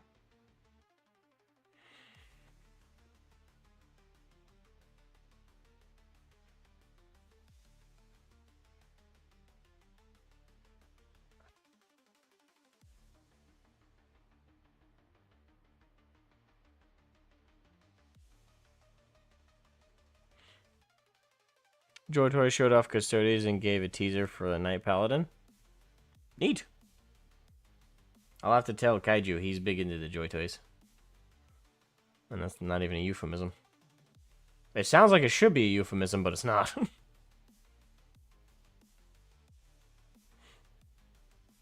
so I'm trying to think what I want those steads to be. Do I have any Rune Lord brass on me? I feel like I do somewhere.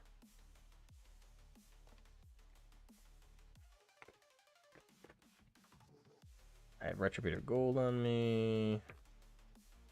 Guess I could use that. That's a bit more vibrant than I want. Hold on, I'm gonna go grab my Rune Lord brass. That'll work. That'll look best.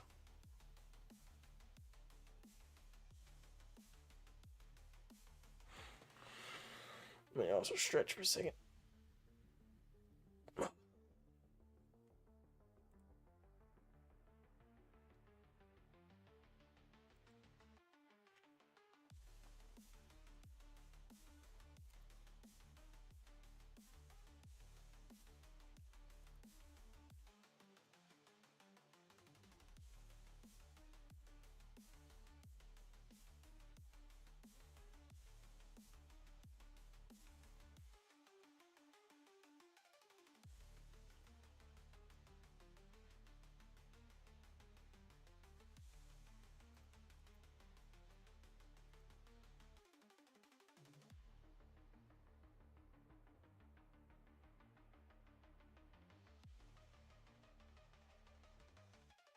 And my girl's messaging me. It sounds like she has strep throat. By the sounds of it, that's not great.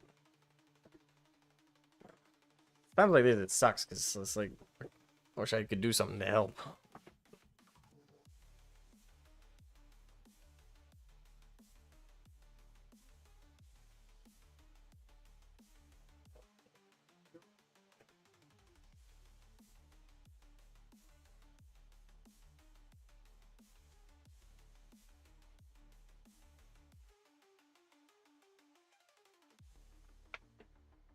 Ugh.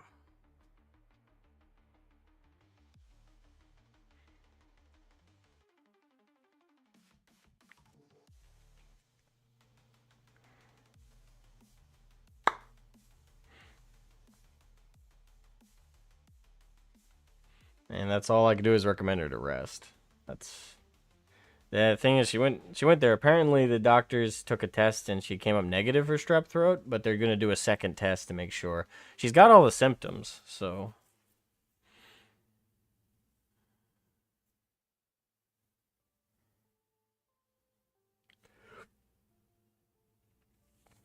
Eric Just, Dorn versus Perturabo, who made the best defenses? Given Dorn's defenses single-handedly held off the advance by the Chaos Primarchs and their legions during the Horse Heresy, Dorn, like objectively. Perturabo did an impressive job, don't get me wrong, in like dismantling the defenses Dorn put in place, but it was not at all an easy task, even for Perturabo and his knack for it. So yeah, I definitely have to say Dorn pretty handily had superior defenses.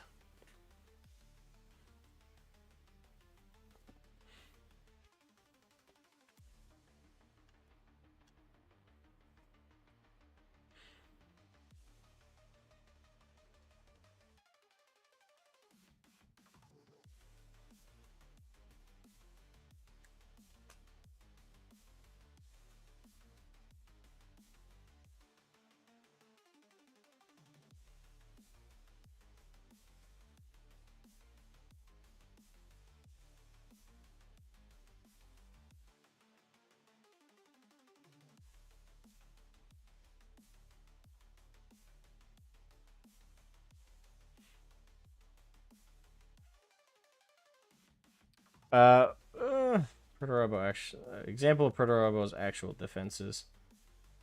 Honestly, off the top of my head, I can't think of anything either. But then again, that wasn't his specialty or talent. Perturabo was a master of sieging, not defending. His skill set was in taking down and destroying defenses and infrastructure, not building it. That being said, it's not that he didn't have the skill or the mindset to do that. In fact, I think that was part of his frustration with Dorn, is that it was also a talent of his, but I can't think of an example of it. The Iron Cage would be an example of Perturabo making defenses, but even then, the irony with the Iron Cage is it was defenses designed to be breached so that it could entrap. It's not... How do I put this? The Iron Cage is an example of a defense that's not a defense.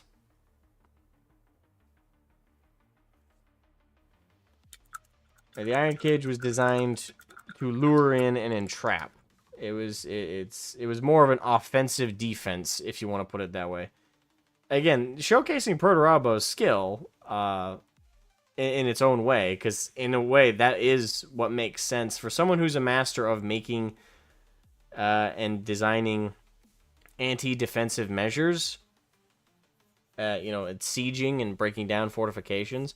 That does fit him as a form of fortification very well.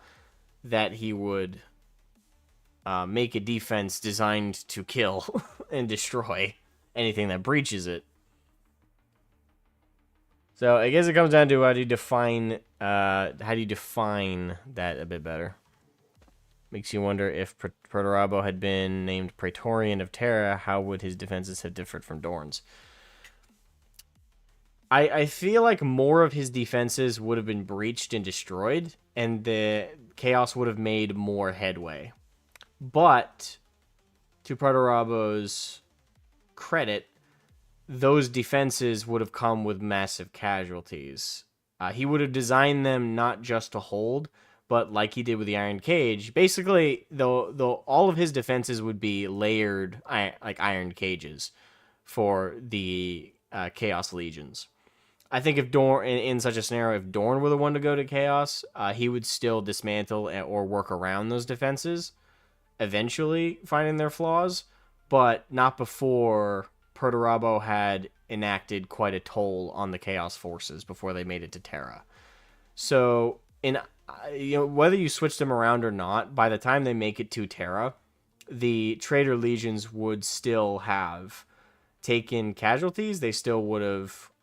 it still would have taken them a while. The difference is, I think the force that would have arrived at the Imperial Palace's gates would have been smaller than the force that did against Dorn's defenses. Because Dorn's defenses are meant not to be breached at all.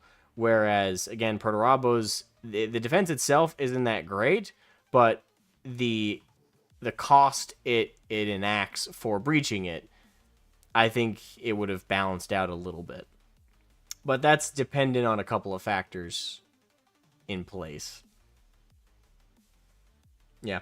Again, I'm trying to be fair, because I don't like the Iron Warriors, and I don't like... Well, this is another case of some of the Ultramarines. I don't like their Primarch. And I don't really love... even if we separate the Legion from the Primarch, there's not much there for me to love outside of that. I think a lot of the characters for the Iron Warriors are kind of stiff. Granted, I'm not thinking of any off the top of my head, so...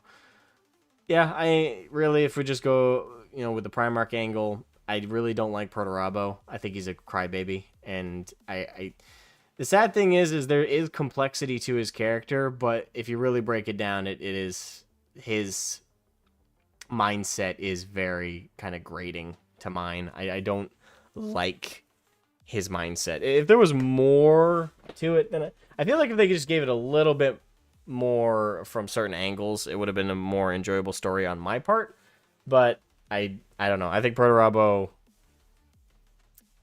he's not what I like. Then again, Perturabo does suffer from author variants a lot.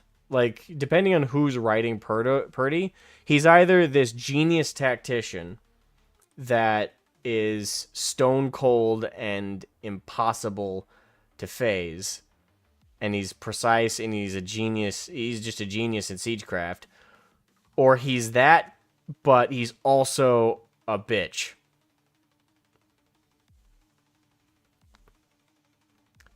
So that's kind of the problem. But the problem is with that, if we talk about it for Perturabo with that, we have to talk about it for every Primarch, and every Primarch suffers from a level of author variant. Like, each author tackles the Primarchs differently, and that's another problem with... In fact, that's my biggest problem with 40K's writing as a whole, is there's too many chefs in the kitchen at Black Library, and they don't consult with each other. And in many cases, it's very clear they also don't read each other's work, which is disappointing, because while one will write a Primarch this way, another will write the Primarch completely different. Like, only the name sometimes carries over. The Emperor is the worst example. It's like, Jesus fucking Christ. John French caused some damage. McNeil, with all his flaws, wrote him better since it was his army. Yeah, again, it's with every writer we can pretty much point at and say, hey, they're good at this, they're bad at this. Like ADB, for example. ADB's earlier work, really good. ADB's modern work or later work, terrible. And where ADB's worst work is when he's taking the side of the Imperium. Like, he hates the Imperium very clearly, and he loves chaos. So when Aaron Dembski Bowden is writing for chaos, it's some of the best writing you found.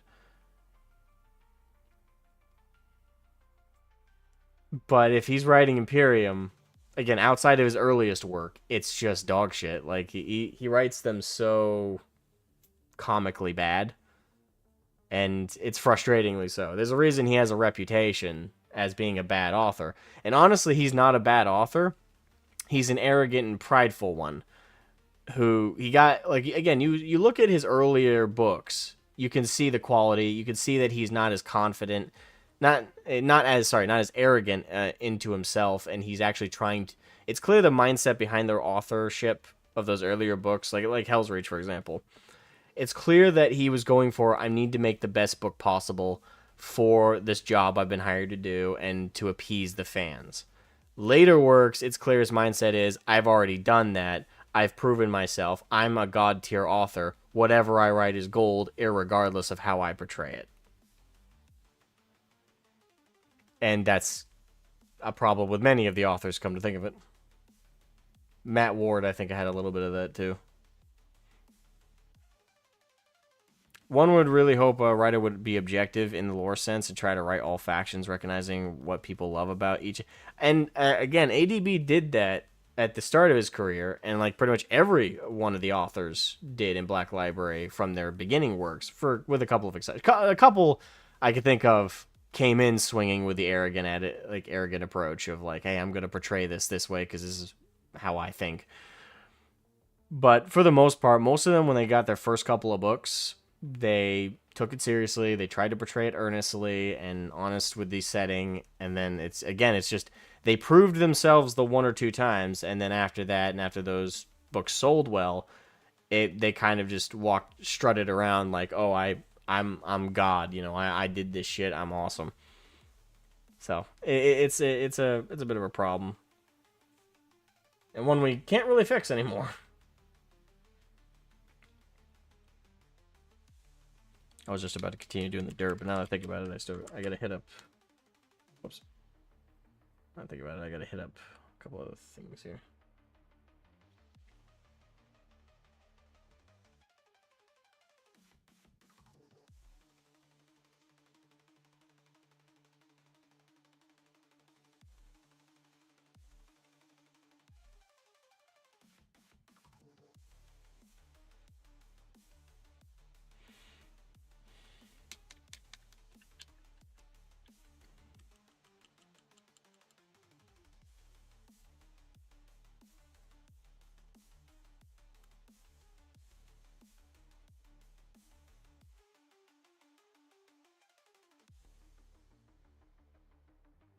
My hand just kind of cramped up. Ow.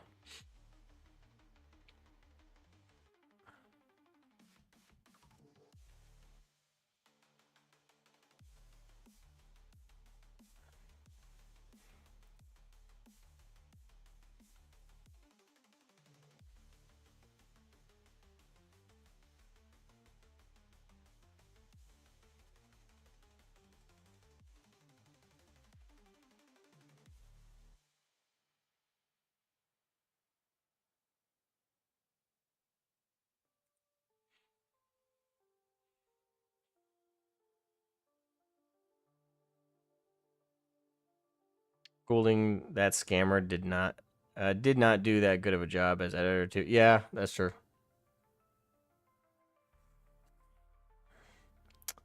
Hanzu, best Iron Warrior ever wrecked the Smurfs. Good. I mean, anytime a character wrecks the Smurfs, even if I should objectively dislike them, I end up liking them. Is that bad? Probably. Do I care? No. Kind of want to do the stripes on this pauldron, but at the same time, I don't think with that angle, I don't think I'm gonna make them as good. I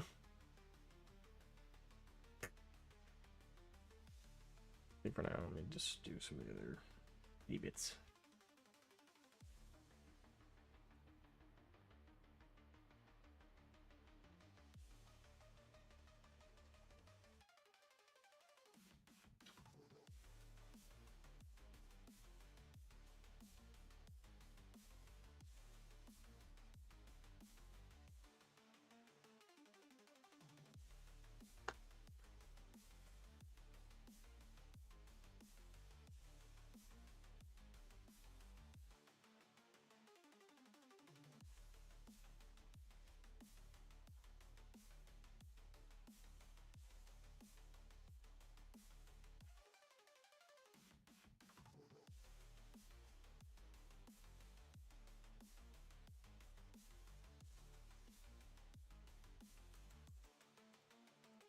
Hey, Brian Isaacs, we're gonna stream. Cadia stands. True. As long as the Cadians continue to fight, they will never truly die. The god broke before the planet did. What? I literally just reversed the fucking... That is what we call a brain fart, ladies and gentlemen, and that is a bad one. And that did just come up with like a funny like... Because I just imagine like they're like in the middle of a battle, if a Cadian commissar actually said that, like the guard are fighting off, let's say a chaos coming at them, and he's like, "Fight on, my warriors! The god broke before the planet did." All of them just turn and look at him like, "Wait, what?" He's like, "Oh shit! I reversed that, didn't I?" Sorry, the planet broke before the guard did. But Morty and Glory is gonna be after my blood.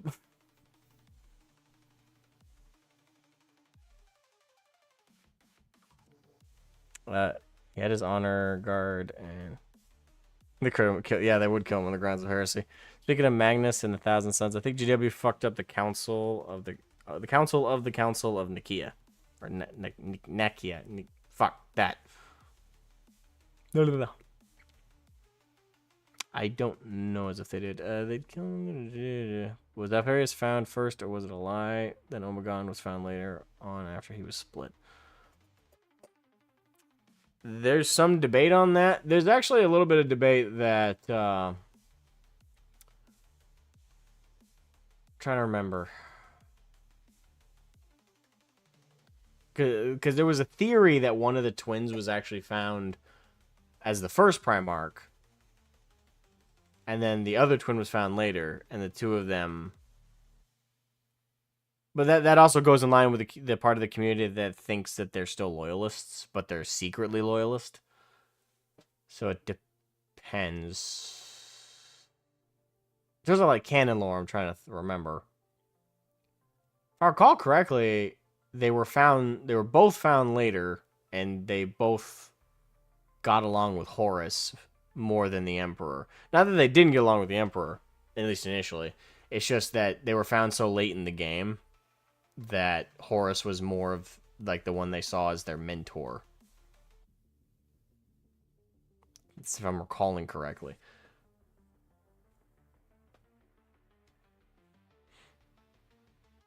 Well, Dorn killed Alfarius. Omegon should be... Yeah, Omegon is still around, objectively.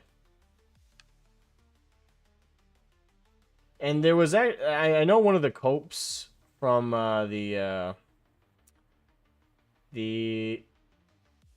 Alpha Legion fanboys tend to say is like, oh, but, you know, it's very common that the Alpha Legion tend to pretend to be this and that, and it was actually probably a double. It's like, but the Primarchs can sense each other. Like, the Primarchs inherently know when they're near one of their brothers.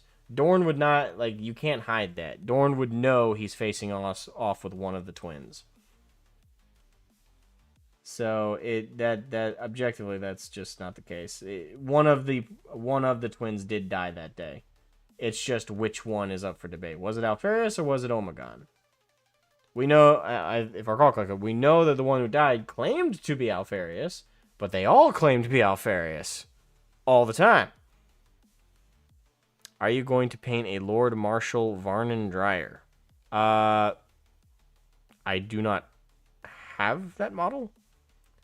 And if I was given the money to buy it, I would, but as of right now, the plan is not to do that. I mean, after I'm done this commission for Caboose, my buddy, and I send out Dorn to him, after that, I'm out. That's the only commission I have on my plate at the moment, so after that, it's just working on my own models. So in terms of, I'm probably going to continue to work on my 40k army of World Eaters, try and get as many of those painted as I can, because I do want to eventually play a local tourney with them. After they're done, I'm not sure. It's kind of an open book after that. But that's assuming, you know, I'm also planning on going to Basic sometime in February. Because whether or not I sign up in late January or not, they probably won't be ready for me until around February. Yeah, I'm going to go to basic training for whichever branch I sign on with. Right now, I'm leaning towards Air Guard.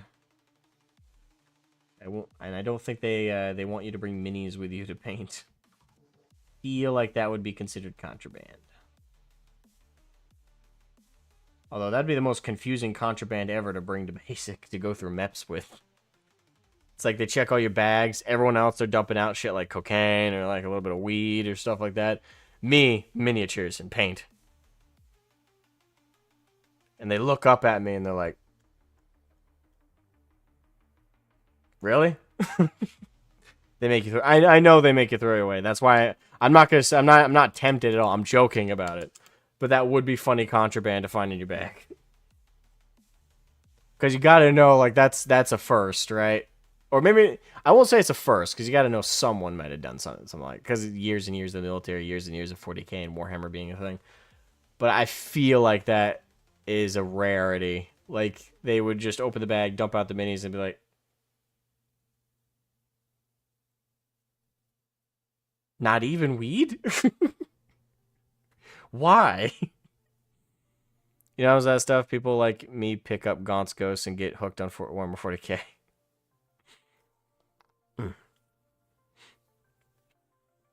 Ooh, hold on. I'm here. Oh. If I remember the basic list of what they let you bring, they don't let you bring a lot.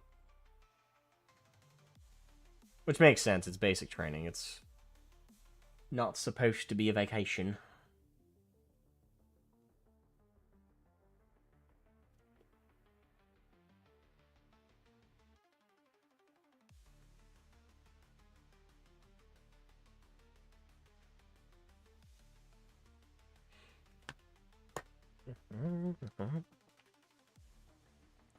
You literally went through the amnesty box and found that book.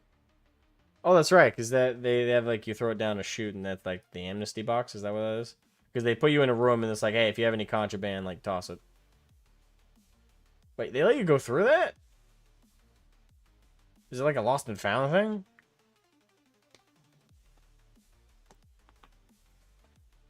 I thought it was like a chute to the garbage.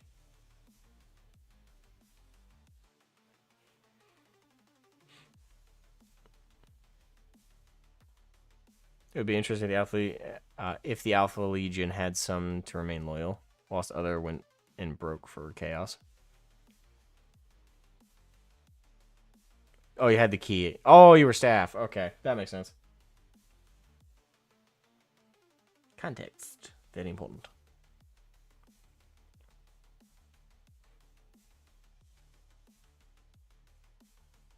I mean, that's one way to get shit. So, given that you were staff, question, how often in the amnesty box do you find drugs? I'm not asking if you took any, I'm just saying. How often is that some shit that people throw out?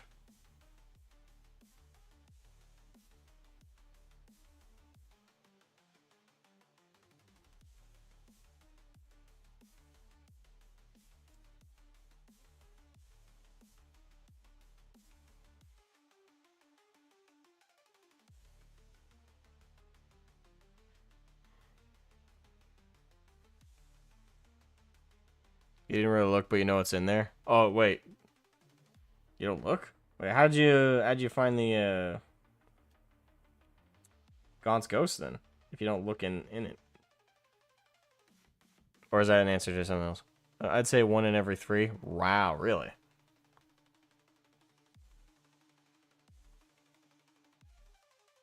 That many people bother bringing the drugs. That is stupid. But funny.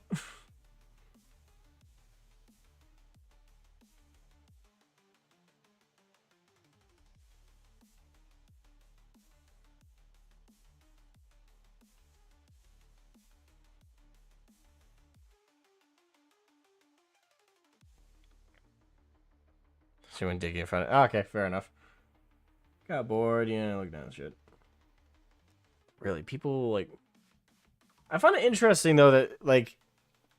Well, I guess you say you didn't look, but, like, when I ask drugs, like, I mean, like, hardcore drugs. Like, or I'm talking like cocaine and shit, stuff that's still illegal in most states and federally. Like, do you like if you find that level of drugs that in the amnesty stuff, do they are like I don't know, like that's the thing I'm like questioning is like would the military arrest you or is it because it's in the amnesty box that hey, we didn't see it, we're tossing it. Oh, there were PSPs and other shit. People wrote PSPs to basic? Yeah, they're dumber than me.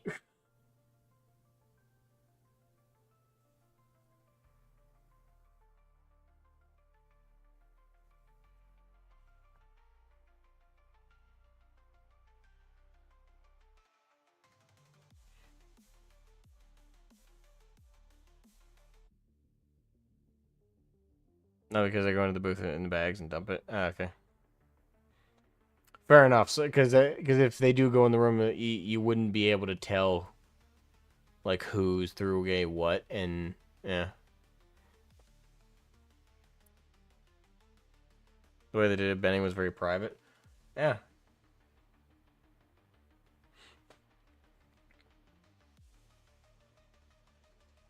Makes sense.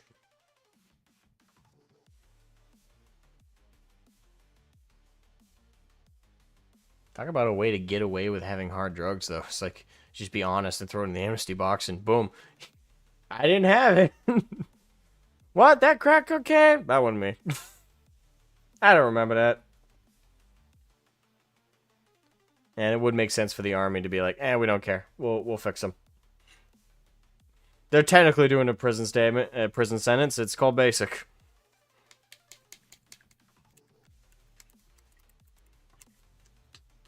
Well, it's kind of like a prison sentence and a rehabilitation center all in one. Although that does make me wonder, like, how often do like trainees who were on hard drugs, like how many of them, like in basic, go through withdrawals? Because I'd imagine that happens within that 10-week period. Although I guess it depends if it's well, I don't know.